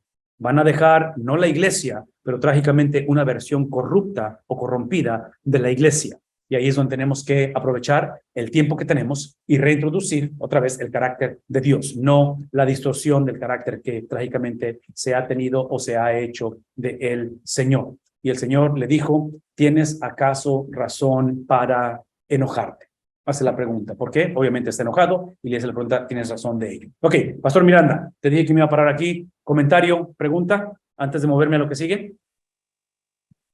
Sí, hay un comentario, pero también quiero hacer el mío acerca de... Claro, parece ser que este libro está lleno de ironía, ¿verdad? Sí, definitivamente, porque es la historia del pueblo de Dios, es la historia de los profetas, de los apóstoles, y es la historia tuya y mía y de nuestra generación. Hay mucha ironía en nuestra vida, definitivamente. Bueno, hay dos preguntas, una un poquito más larga y dice, en el acto educativo se pueden identificar tres momentos. Dice, adquirir el conocimiento, segundo, construir el significado del conocimiento y tercero, usar significativamente el conocimiento. La pregunta es, ¿podemos considerar equivalentes a doctrina como adquisición? Segundo, doxología como construcción del significado. Y tres, disciplina, el uso significativo de lo aprendido. Porque si es así, urge que observemos y evaluemos cada una de ellas. Y no solamente estoy de acuerdo con lo expresado, yo pondría, o yo agregaría, que es parte de lo que me está diciendo, y yo argumentaría que ese es el problema de Jonás, es que Jonás va a decir sí a lo que acabas de decir, siempre y cuando él se sienta o él tenga la autonomía o libertinaje de invertirlos o de ponerlos en el orden que él quiera. Entonces, ahí es donde nos metemos en problemas, porque es donde, otra vez, es donde idolatramos nuestras disciplinas, es donde, en fin, todo lo que hemos estado hablando, ¿verdad? O sea, es el problema de Jonás, su supremacía, su judaísmo, su elitismo, en fin, todo eso. Entonces, sí, pastor, lo que acabas de decir, pero yo pondría igual nivel de importancia que el orden no sea invertido, porque la confusión de la iglesia hoy en día, en la manera en que predicamos el evangelio, es que y regreso al ejemplo que me han escuchado usar anteriormente, la Gran Comisión, versículos 19 y 20, en el cual dice, ir por todo el mundo y predicar, no negociable, hay que ir, hay que predicar, hay que bautizar, hay que discipular, todo eso. Pero ¿de dónde emana eso? Eso no emana de una iglesia apasionada, de una iglesia comprometida, no emana de una iglesia con convicciones, de una iglesia con sana doctrina. Eso emana del versículo 18, porque en el versículo 18 de Mateo 28, Cristo dice, toda potestad me es dada. Entonces, la obediencia de la iglesia, lo cual, entre paréntesis, ustedes lo saben esto, la obediencia de la iglesia es en un contexto de guerra espiritual, ¿verdad? Y menciono eso porque cuando eso es ignorado, como producto de ignorar el versículo 18, de la autoridad de Cristo, la supremacía de Cristo, la cristología y misiología, hacemos de la Gran Comisión simplemente una capacitación, un entrenamiento, habilidades, aptitudes, otra vez determinación, porque fui educado, porque mis papás fueron misioneros. Entonces, observen el lenguaje donde empezamos y no sé si es la palabra correcta, pero a domesticar el mandato, a creer que es simplemente por la gran necesidad que hay y por la pasión que tenemos. Entonces empezamos a actuar como Jonás, donde eventualmente compartimos el evangelio, pero lo hacemos como que si Nínive me debe a mí que yo les comparta. Porque realmente no eres merecedor, o sea, yo sí lo soy, porque, o sea, si conocieras mi vida, mi testimonio, sí. Entonces, ahí es donde regreso a eso. Por eso la importancia de reconocer que cuando hablamos de doctrina, si usamos la analogía de Mateo capítulo 28, la Gran Comisión, yo argumentaría que la doctrina, sí, es el carácter de Cristo, es la persona de Cristo, es la autoridad, la potestad de Cristo. Y está comisionando a la iglesia, está dando los imperativos basado en el indicativo, basado en lo que ya sucedió, basado en el carácter de Dios, basado en la esencia de Cristo, en la supremacía de Cristo, nos está mandando, nos ha comisionado precisamente a un contexto donde da la impresión que vamos a una guerra donde ya está perdido el terreno porque la maldad incrementa y la iglesia está decreciendo. Entonces, ¿cómo? Otra vez, es una guerra espiritual. Nos ha posicionado, y pastor, voy a alargarme un poquito en el comentario porque esto creo que es importantísimo. Véame un tantito, por favor, es importante, lo que voy a decir es importantísimo. Porque estoy tratando de dar ejemplos de lo que acaba, de la afirmación que hicieron, el comentario que hicieron, estoy tratando de ilustrarlo y que veamos la importancia de ello, porque es el problema en Jonás. Cuando el orden es invertido y empezamos a idolatrar las disciplinas otra vez, la liturgia otra vez, mi no sé cómo llamarle esto, pero religiosidad, en fin, es el tipo de mentalidad que cuando hablamos de la parábola del sembrador, y hablamos de tierra hostil, de tierra que no fue fértil, todo eso, y hablamos de tierra que fue fértil, el evangelio me dice que la razón que hubo tierra fértil es que es Dios quien creó la fertilidad de esa tierra, no la tierra en sí misma. Y menciono eso porque muchas veces predicamos el evangelio con esta confusión, donde vemos receptividad, vemos antagonismo, vemos completamente rechazo de ella, y pensamos que donde hubo receptividad es porque viene de buena familia, y empezamos a darle atributo a la persona. Lo dije desde un principio, todos somos enemigos de Dios, todos somos fugitivos de Dios, nadie está buscando. Entonces, cuando encontramos receptividad o fertilidad, en este caso una tierra fértil, y a lo mejor estoy inventando palabras, no sé, pero de repente se me lengua la traba, cuando encontramos esa tierra fértil, el evangelio me muestra, me enseña, me recuerda que la gracia de Dios es voluntaria y en la gracia del Señor, Él permite que la tierra sea fértil. No es porque la persona creció en la iglesia, viene de padres, y otra vez, son las dos caras de la misma moneda, porque no quito nada del atributo de la persona, pero la esencia del ser humano es que todos somos enemigos de Dios. Ese es mi punto. Pero este lenguaje, este entendimiento, este tipo de, otra vez, de pensamiento emana y se mantiene a través de una confrontación, de una exhortación, de una exposición diaria, constante, normativa, habitual de la doctrina, de la palabra de Dios, del evangelio, de la esencia, del carácter de la persona de Cristo y lo que Él hizo a través de los años. Entonces, pastor, este es un mensaje que otra vez lo recalco constantemente y espero que de alguna manera los comentarios nos ayuden a expanderlo. ¿Tienes otro comentario o pregunta, pastor? Sí, otro comentario propio.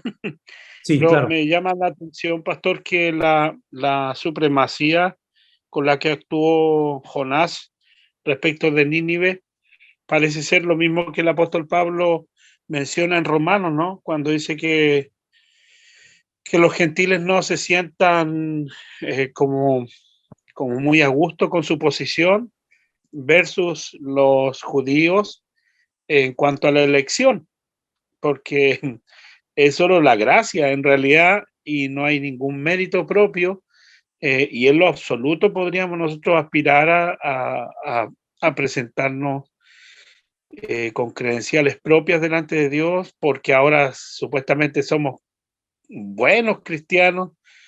Y el comentario y la pregunta del principio de si ir o no a una iglesia católica, porque sucede que hay funerales, ¿verdad? Ujú, A mí me ujú. ha tocado, a mí me ha tocado asistir a funerales que son de confesión católica. Eh, y una vez me encontré justamente con un sacerdote, y como iba con mi escarapela de pastor, me dijo, ¿qué tal, ministro?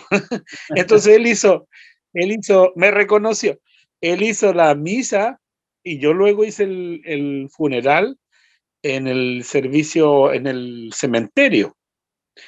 Pero en todo ese trayecto tuve la oportunidad de compartir con las personas, e incluso ellos estaban dispuestos a ofrendar porque pensaron que los pastores también, igual que los sacerdotes, cobrábamos por hacer nuestro servicio. Entonces se sorprendieron mucho cuando yo les dije que no, porque eso era parte de nuestro amor hacia el Señor y hacia las personas. Ujú. Terminamos a hacer el servicio predicando el Evangelio. Entonces, creo que, bien decía usted, no es el lugar el que nos, digámoslo, el que condiciona nuestra fe, sino más bien la convicción que hay por dentro y la palabra y la seguridad que tenemos. Cristo se metió a la casa de Saqueo y creo que el Señor no tuvo miedo de salir transformado al estilo de Saqueo, al revés. Saqueo fue el que fue transformado a la manera de Jesús y su enseñanza. El impacto de Jesús en la casa de Saqueo y su alrededor es lo que hace la diferencia. Entonces, nosotros de la misma forma, la vida de Jesús en nosotros hace el impacto donde quiera que nos encontremos. Amén. Claro que sí, definitivamente, tiene razón. Bien, Y hay sí, adelante. otra pregunta del hermano Juan Caballeros. Dice, pastor, ¿por qué Jonás expresó desear la muerte? ¿Será que no se consideró digno al servicio de Dios? ¿O porque si Dios tuvo misericordia de los ninivitas, el, su razón del nacionalismo estaba diciendo, si ellos son perdonados, yo no merezco estar mezclado con ellos? Excelente Esa es pregunta, otra pregunta. excelente pregunta. Gracias, Pastor Caballero. Definitivamente, la frustración de lo dije hace un momento y lo voy a decir una vez más. Cuando tenemos una imagen torcida, corrupta, distorsionada de Dios, vamos a tener una imagen o una percepción corrupta, distorsionada del ser humano y de uno mismo. Entonces, el deseo, el de morir, es porque desde un principio él se oponía a que el evangelio fuera predicado a la ciudad de Nínive. Y es obvio, y lo ha dicho varias veces, porque sé que eres un Dios de compasión, sé que eres lento para la ira, tardo en misericordia. Entonces, el capítulo 4 ya Jonás lo está narrando desde un espejo retrovisor, porque ya sucedió. O sea, en otras palabras, cuando Jonás sube para ver la ciudad, recuerdan que hice la comparación, el contraste de Cristo, ver la ciudad y llorar sobre la ciudad. Jonás subió porque él esperaba, ¿qué esperaba Jonás ver la ciudad? La mano de Dios, la ira de Dios, la venganza de Dios, devastación. Entonces, cuando sucede exactamente lo opuesto y Dios trae ese arrepentimiento, crea esa convicción en ellos, él se siente frustrado porque la cosa no sale como él dice, porque en medio de estar experimentando, y este es un principio, y qué bueno que hice esa pregunta, pastor, este es un principio bien difícil de compartir y de leer, pero es un principio de mucha convicción, porque en medio de Jonás resistir la voz de Dios, el llamado de Dios, en medio de Jonás abusar su llamado a la profecía como profeta y correr o moverse en dirección opuesta, y en medio de su estatus como fugitivo, El Dios de la Biblia continúa buscándolo, porque ese es el evangelio, ¿verdad? Es Dios buscando nuestra vida. Entonces Dios va atrás de él y en su estrategia evangelística o restauradora de la vida de Jonás, él usa, como he estado diciendo, marineros paganos, usa una tormenta, usa el ser echado al agua y finalmente usa un pez. Todo eso lo usa Dios para retomar al fugitivo.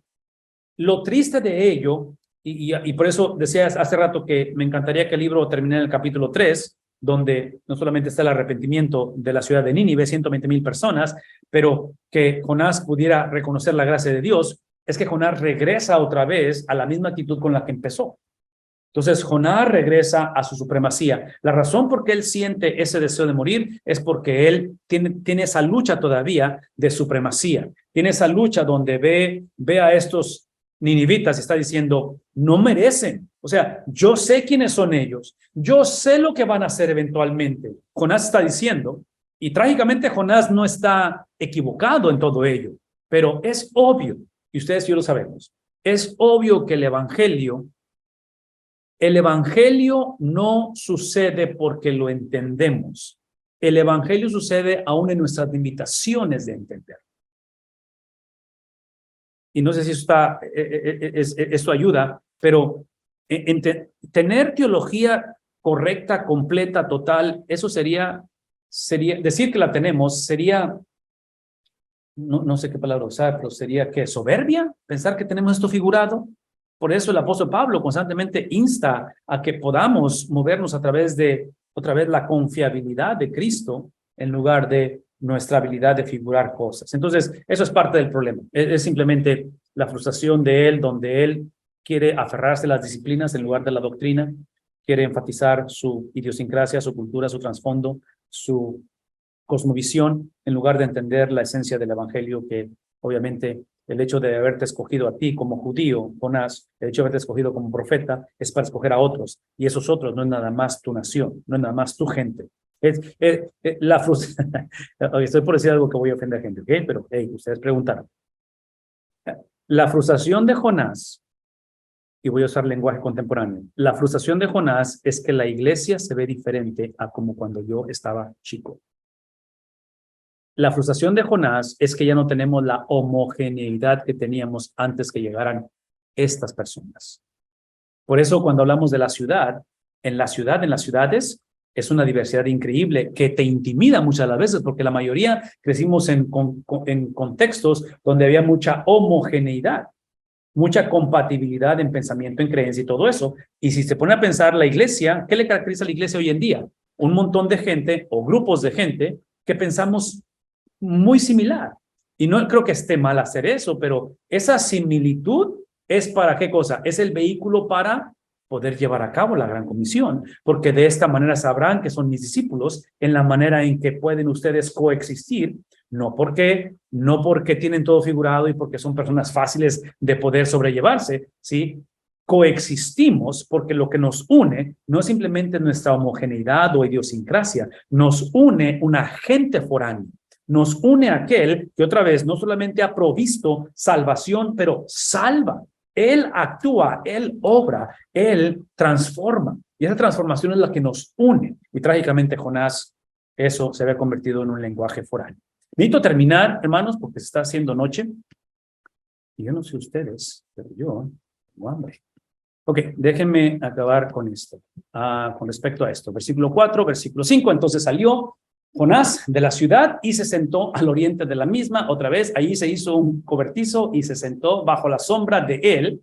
Otra vez, estamos hablando de un área muy cálida, estamos hablando de lugares donde las temperaturas son muy altas. Y hizo todo esto, se sentó para ver qué sucedería a la ciudad. Aquí está la respuesta aparte de la pregunta que estaban haciendo. Y el Señor Dios dispuso que una planta creciera sobre Jonás para que hiciera sombra sobre su cabeza. Vean el corazón misionero de Dios proveyendo para la necesidad que Jonás tiene en medio de su rebeldía. ¿No suena eso como nuestra historia? No es más. El Dios que provee para la necesidad en medio de nuestra rebeldía. Hermanos, y otra vez, Yo sé que el tiempo apremia, y ahora es, sí. Ok, pero escuchen lo que voy a decir. Cuando digo que Dios provee para Jonás, porque observen lo que está diciendo, déjenme, quiero que vean el pasaje bien. Está diciendo que Dios dispuso que una planta creciera, otra vez, cuando habla de planta, por favor conecten la conversación. Cuando habla de planta que creció, Dios dispuso que la planta creciera sobre Jonás para que hiciera sombra sobre su cabeza y lo librara de la incomodidad, y se alegró grandemente Jonás por la planta, obviamente, porque hacía calor. Vean lo que dice. Escuchen el lenguaje desde el principio del libro. Dios controlando el mar, la tormenta, Dios controlando el pez, Dios controlando, en este caso, la planta. ¿Qué estamos hablando? De un Dios soberano, ¿verdad? Pero aquí está el punto. Dios bendiciendo al hombre en su rebeldía, Dios proveyendo, vean tantito, esto es importante, Dios proveyendo, Dios bendiciendo en la rebeldía. Esto es lo que quiero que pensemos, porque esto se los he dicho anteriormente a ustedes. Lo que produce la doctrina, lo que produce el evangelio en la vida del ser humano en medio de dificultades, de sufrimiento, de necesidad, lo que produce el evangelio no es la ausencia o no produce el hacernos inmunes del sufrimiento. De acuerdo a Romanos capítulo 8, versículo 28, que sabemos que a los que aman a Dios todas las cosas les ayudan a bien, es la habilidad de procesar lo inmediato a través del futuro o de lo postrero. Entonces, el cristiano, el cual no está inmune, el cual no está exento del sufrimiento, el cristiano simplemente tiene la habilidad dada por el Espíritu Santo que emana de la doctrina, no sé cómo enfatizar la doctrina, ¿verdad? Pero es la palabra de Dios en nosotros, activada por su Espíritu en comunidad. Vean esto, lo que hace es que cuando enfrento, cuando soy confrontado, cuando llega lo nunca antes pensado, cuando literalmente mi mundo es volteado, cuando el dolor, cuando el sufrimiento, cuando el luto toma su vida, la palabra de Dios, que es el carácter de Dios, con el Espíritu de Dios, la presencia de Dios, crea en mí la habilidad, de acuerdo a Romanos, de procesar lo que estoy viviendo, no lo niego, es sufrimiento, es luto, pero lo proceso a través de lo postrero. Entonces, eso implica que el cristiano nunca conocerá sufrimiento, nunca conocerá la tragedia, sí sufrimiento, pero no la tragedia, porque toda tragedia, todo sufrimiento eventualmente se convertirá en gozo. ¿Captamos eso? ¿Sí? ¿No? Entonces, procesamos lo inmediato a través de lo postrero. Entonces, toda maldición, toda experiencia, todo sufrimiento, toda pérdida, todo eventualmente será restaurada, será otra vez dada a nosotros. Ve lo que estoy diciendo, porque lo que acabo de decir Jonás. Si eso es verdad, y si alguien dijo amén o puso amén, o si realmente estamos creyendo esto, porque esa es la doctrina de la maldad del sufrimiento, lo inverso también es verdad. Si para el cristiano todo dolor y sufrimiento se convertirá en gozo eventualmente, si eso es la enseñanza bíblica, para el no cristiano, toda bendición en lo postero será maldición. Porque el juicio de Dios viene de tal manera que Él bendijo, Él sobre justos e injustos. Él dio la oportunidad de este evangelio para poder. Entonces, quiero que veamos la importancia, la urgencia y la pregunta que hizo el hermano Caballero hace rato con respecto a por qué es que él desea morir. Es la negligencia del hombre, que el Dios de compasión, el Dios de misericordia, el cual otra vez usó marineros paganos, usó una tormenta, usó el que te echaran al mar y usó un pez, te mostró su gracia, la mostró, y aún así como quiera, sigues pensando que Él te debe gracia, que somos otra vez arbitrarios y somos ególatras y cosas por el estilo. Sí, quiero que piensen en ese principio, porque yo quisiera poner en esta noche la urgencia de que tengamos compasión por las almas, compasión por las naciones, compasión por las ciudades, compasión por los Nínives de nuestro día, porque el Dios de misericordia está bendiciendo el mundo, sigue bendiciendo el mundo, pero esas bendiciones que el no cristiano no tiene la habilidad de reconocer que vienen de Dios, porque no conoce de Dios, eso no lo hace exento del juicio de Dios en el tiempo postrero. Entonces, tengamos esa compasión, temamos al Dios de la Biblia, que no quisiéramos caer en las manos de ese Dios vivo, y que es extremadamente importante volver a hablar de esto y poner esa defensa de la fe. En fin, aquí es donde vemos a Dios proveyendo a un profeta injusto lo que él no sabía o no pedía, pero Dios en su misericordia lo hace. Pero al rayar el alba del día siguiente, Dios dispuso que otra vez soberanía, providencia, autonomía, autoridad, Dios en control de la naturaleza, pone a un gusano que atacara la planta y ésta se secó. Y sucedió que al salir el sol, Dios otra vez lo que hace con respecto a eso es que Dios otra vez, usando la naturaleza, dispuso de un sofocante viento del este y el sol hirió la cabeza de Jonás, así que él desfallecía, ¿ok? Está ahí llorando y otra vez haciéndose la víctima de todo esto por el sol sobre su cabeza y con toda su alma deseaba otra vez, ¿qué cosa? Morir y decía, mejor me es la muerte que la vida. Y aquí simplemente es otra vez Jonás procesando la vida a través de un sistema de valores corrupto, ¿sí? Porque lo que estamos leyendo, lo que acabamos de leer, y por eso es parte de esto que está aquí al final de la pantalla, con respecto a cómo él prefiere morir, es porque, vean lo que voy a decir, por eso estoy hablando de bendición y del dador de la bendición, es porque Jonás se había enamorado de la planta, se había enamorado de la provisión de Dios, en lugar de enamorarse de ¿quién? Del dador de la provisión. Entonces, nada malo que Dios haya hecho esa planta crecer, nada malo que Dios haya provisto para cubrirlo o la necesidad de tener cobertura sobre su cabeza, nada malo de eso. Es una bendición ver la obra sobrenatural de Dios, pero trágicamente el desear morir, desear la muerte, es porque Jonás no sintió, vean lo que voy a decir, Jonás no sintió luto contra el dador de la bendición cuando lo desobedeció. Jonás sintió luto cuando perdió la bendición. ¿Ven lo que está pasando aquí? Pues una vez más, Jonás no sintió luto cuando él traicionó, cuando él otra vez violó el carácter de Dios a través de su desobediencia. Él sintió luto cuando las cosas no sucedieron como él deseaba. Y mi pregunta esta noche es, ¿suena eso como tu historia y la mía? Donde trágicamente, o sea, estamos de acuerdo con Dios y creemos en Dios siempre y cuando la cosa sea como yo digo, cuando yo digo, y en fin, menciono todo eso porque otra vez, la enseñanza de la Biblia, hermanos, y otra vez, leyendo esto a través del Nuevo Testamento, la enseñanza de la Biblia es esta, que Dios le quita a Jonás lo que él no sabe que le hace daño. Que en este caso, no es que la bendición le haga daño, pero la bendición se convierte en un problema cuando la bendición toma precedencia sobre el dador de la bendición. Porque al final de la conversación, importante que era que tuviera cobertura del sol, importante que tuviera esa planta que lo cubriera, ¿sí? Esta es la enseñanza del apóstol Pedro, esta es la enseñanza del libro de Levítico, esta es la enseñanza de la Biblia, que al final de la tormenta, al final de la conversación, Él es mi galardón, Él es la recompensa de esto. La recompensa no es que voy a ser protegido del sol o de las vicisitudes de la vida o de las dificultades de la vida. La bendición es que en medio de la tormenta, en medio de la pérdida, en medio de lo irreversible, Él caminará conmigo. Él será mi pastor, ¿verdad? Él caminará conmigo. Esa es la bendición. Ok, concluimos con esto y pastor, aquí te dejo si hay algún comentario o pregunta para concluir. Entonces Dios le preguntó a Jonás, ¿tienes acaso razón para enojarte por causa de la planta? Tengo mucha razón para enojarme, hasta la muerte, le responde. Entonces el Señor le dijo, tú, vean la transformación, vean el problema que tiene Dios vean el problema que tiene Dios con la vida religiosa de un profeta desconectada de su cosmovisión o de su estilo de vida. Pues no es más. Dios tiene un problema muy serio con una persona que de labios confiesa, una persona que ha profesado algo que no está impactando su diario vivir. ¿Suena como la predicación de hoy en día?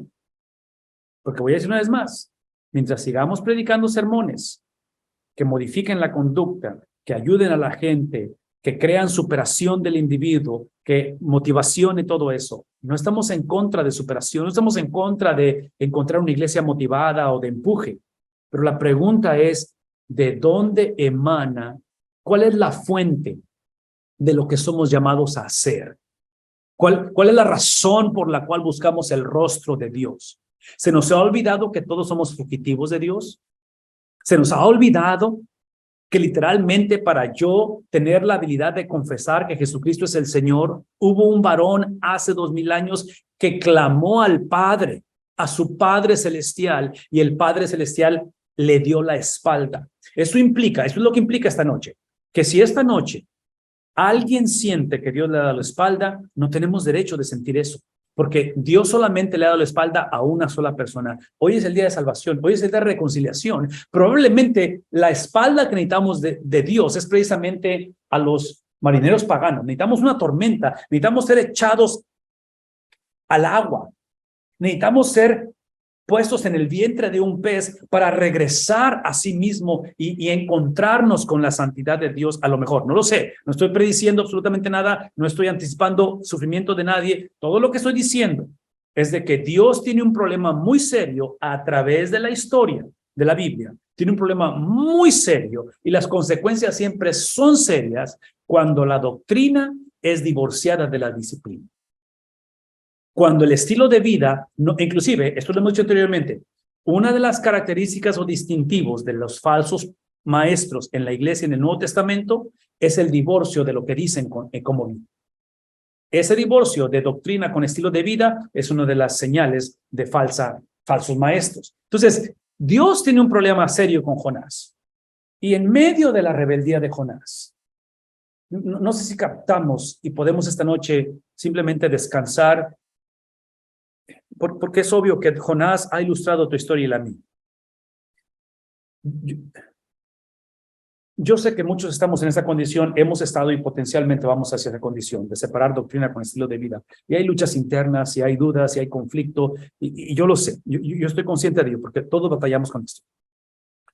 Pero el punto de la historia de Jonás, que es el punto de la historia del Antiguo Testamento, y es el punto de la historia del Nuevo Testamento, y es el punto de la historia de la Biblia, es la gracia de Dios, es la compasión, la misericordia, ese amor inefable, ese Dios que en la manera en que Él ha trazado la historia, nuestro pecado y rebeldía, nuestra actitud como la de Jonás de soberbia, no minimiza el corazón de Dios, porque el apóstol Pablo dice en Romanos que aun cuando éramos pecadores, Cristo asumió nuestro lugar. Hermanos, esta noche esa gracia de Dios es manifiesta cuando simplemente le dice, tú te apiadas de la planta porque no trabajaste, por la que no trabajaste ni hiciste crecer. O sea, otra vez, actuaste como si te la merecías, esa planta, que nació en una noche y en una noche pereció. Está describiendo la actitud de él. Y ahí es donde simplemente él concluye diciendo esto. Porque otra vez ahí en su respuesta de ello y el conflicto que él está teniendo es que quiere que tenga una nueva manera de ver la vida o una cosmovisión diferente. ¿Por qué? Porque su preocupación es la planta en lugar de la ciudad. Y otra vez el contraste es que hace 2000 años hubo un judío, y aquí está lo que está bajo Cristo con la ciudad, es que la idiosincrasia de Cristo, el estilo de... Yo argumentaría que Cristo se metió en problemas porque Cristo fusionó su estilo de vida con lo que predicaba, que es el problema de nosotros, que bíblicamente lo divorciamos. Simplemente déjenme decir esto, ¿sí? Otra vez, la transformación de la vida de Jonás es una vez más donde él, otra vez, creemos, porque el libro de Jonás está siendo narrado desde un espejo retrovisor. ¿Recuerdan eso? Jonás, aparentemente, Jonás está usando esto como testimonio para compartir a las naciones la gracia de Dios. Entonces, la transformación de la vida de Jonás es que él reconoce que él va a ser un fugitivo. Él reconoce que el Dios de la Biblia es aquel que viene y otra vez reintroduce esa persona de Cristo, ¿sí? La obra de Cristo, de tal manera que, y dice, y aquí está el mensaje, esta es la razón por qué yo afirmo esta noche que Jonás regresa, Jonás es restaurado, Jonás vuelve a ser copartícipe de la gracia de Dios, porque es obvio que estos escritos están inspirados, es obvio que Dios, en su designio, en su misericordia, no solamente escogió a este profeta, pero es el Dios que en la elección continuó esa lucha, esa estira y afloja en la vida de este profeta, en un contexto en el cual puede ser, y vean mis comillas, de que puede ser justificable la manera en que él reaccionó ante esa nación de Asiria, pero vemos la persistencia, la consistencia, la preservación de Dios Vemos ese amor inefable, vemos ese pacto inmovible de Dios, porque ahora vean cómo termina el libro. Vean el mensaje centrado en el carácter de Dios, porque ese es Jonás hablando, narrando la historia de su encuentro con Dios en una cultura que no amaba a Dios. Y no he de apiadarme, dice Jonás, hablando como revelación, con revelación divina, no he de apiadarme yo de Nínive, la gran ciudad en la que hay más de 120,000 personas. Tú te apiadas de la planta, tú tienes problema con la planta, tú tienes problema con tu comodidad, tú quieres tener una vida en la cual haya esa homogeneidad y que nadie te saque de ese contexto cómodo y seguro que siempre has querido. Pero dice el Señor, yo no he de apiadarme, yo de esa ciudad, de esa gran ciudad con 120,000 personas que no saben distinguir entre su derecha y su izquierda, y también inclusive incluye a los animales. Hermanos, ese es el mensaje central del evangelio. Y Jonás en la restauración, Jonás en su reconciliación con Dios tiene la habilidad de articular. Ese es el final del sermón, es el final del mensaje. Es simplemente Jonás regresando, en lugar de hablar de su persona, en lugar de decir, oh, yo soy el profeta que desobedecí, pero véanme cómo regresé al Señor. Sí, yo espero que esta noche sea el testimonio de todos, ¿no es cierto? Independientemente de dónde estemos, a dónde vayamos a ir, Dios permita que exista en nosotros ese retorno para regresar al carácter de Dios, regresar a la persona de Dios, dejar de ser fugitivos de Dios y llegar una vez más a articular, a confesar, a exponer al Dios de piedad, al Dios de misericordia, al Dios de compasión, al Dios que literalmente busca el corazón del hombre, anhela el corazón del hombre y desea una relación, no con la versión futura del hombre, con el hombre en su condición. Y la manera en que el hombre en su condición entra a una relación con Dios es por el desprecio que ese Dios tuvo para con su hijo. Aquel varón de dolores, aquel que enmudeció y no abrió su boca, y que literalmente tomó en su lugar, que literalmente clamó y el cielo estaba cerrado. No hubo respuesta a su clamor. Jonás tiene la habilidad de regresar y decir, ese es el Dios de compasión, ese es el Dios de misericordia. Así es que es mucha valentía de este profeta hablar y describir todo lo que acaba de decir, y al final presentar a Dios como el héroe, como el epicentro, como literalmente el protagonista de esta historia. Y espero que eso nos caracterice a cada uno de nosotros el resto de este año y empezar el 2023. Pastor, es todo lo que tenemos esta noche. Háblame. Sí, hay varios comentarios más, pero ya nos alcanzó la hora. Sí, como última reflexión, pastor, es importante, desde mi punto de vista, bien humildemente lo digo, porque sucede que a veces cuando Jesús oró y lloró también por Jerusalén, pienso que el Señor llora también por su iglesia cuando ve nuestra realidad, ¿no? Actuamos con tanta soberbia y nos sentimos tan superiores a las personas a las que vamos a predicar, que a veces menospreciamos incluso después de predicar a quienes llegan a la iglesia por su condición, discriminamos porque a lo mejor puede ser incluso hasta un mendigo. Y en más de una ocasión nos sucedió en esta cruzada también, que predicamos en las plazas y la gente que se convirtió al Señor fueron gente de calle. Su condición no era la mejor, llegaron con su equipaje a la iglesia y más de alguien lo menospreció por su condición. Entonces, es extraño que somos los que hemos experimentado un amor inigualable, que hagamos tal discriminación cuando en verdad Dios tuvo una compasión que no merecíamos. Entonces, esta caricatura del Evangelio nos lleva a pensar que en verdad, después de haber recibido, de haber estado perdidos, ciegos al Evangelio, al entendimiento de lo que es el amor de Dios, ahora que lo hemos recibido, en muchos casos pareciera ser que continuamos con una cierta ceguera respecto del amor de Dios.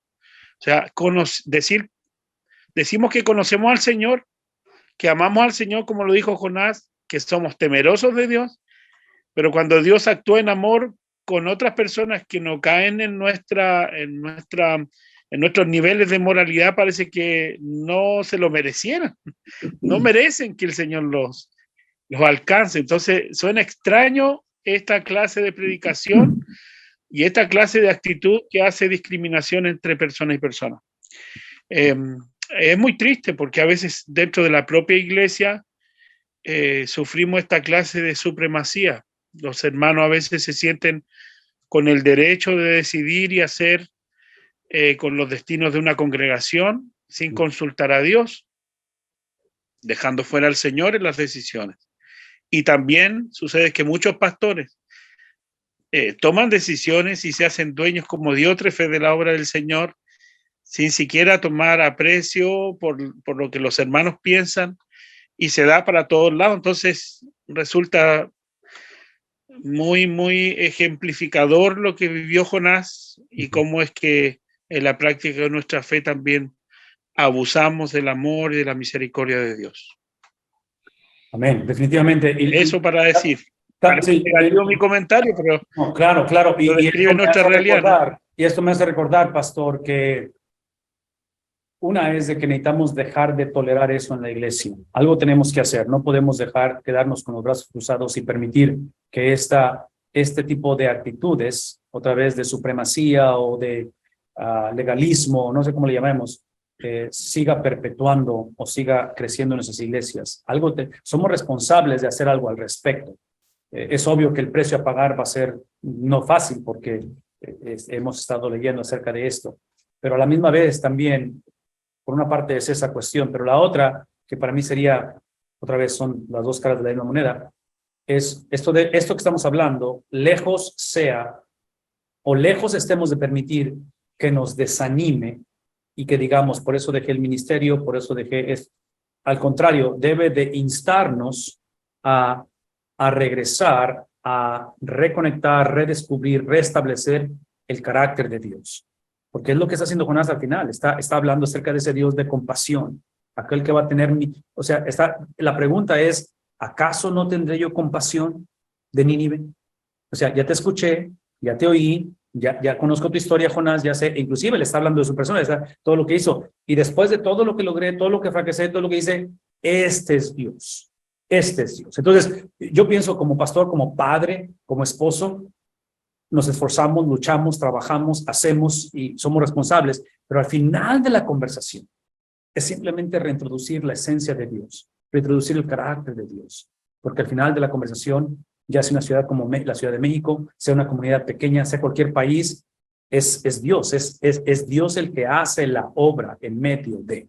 Y es lo que esperamos que esto motive e inste a nuestras vidas a hacerlo. Entonces, tienes razón definitivamente.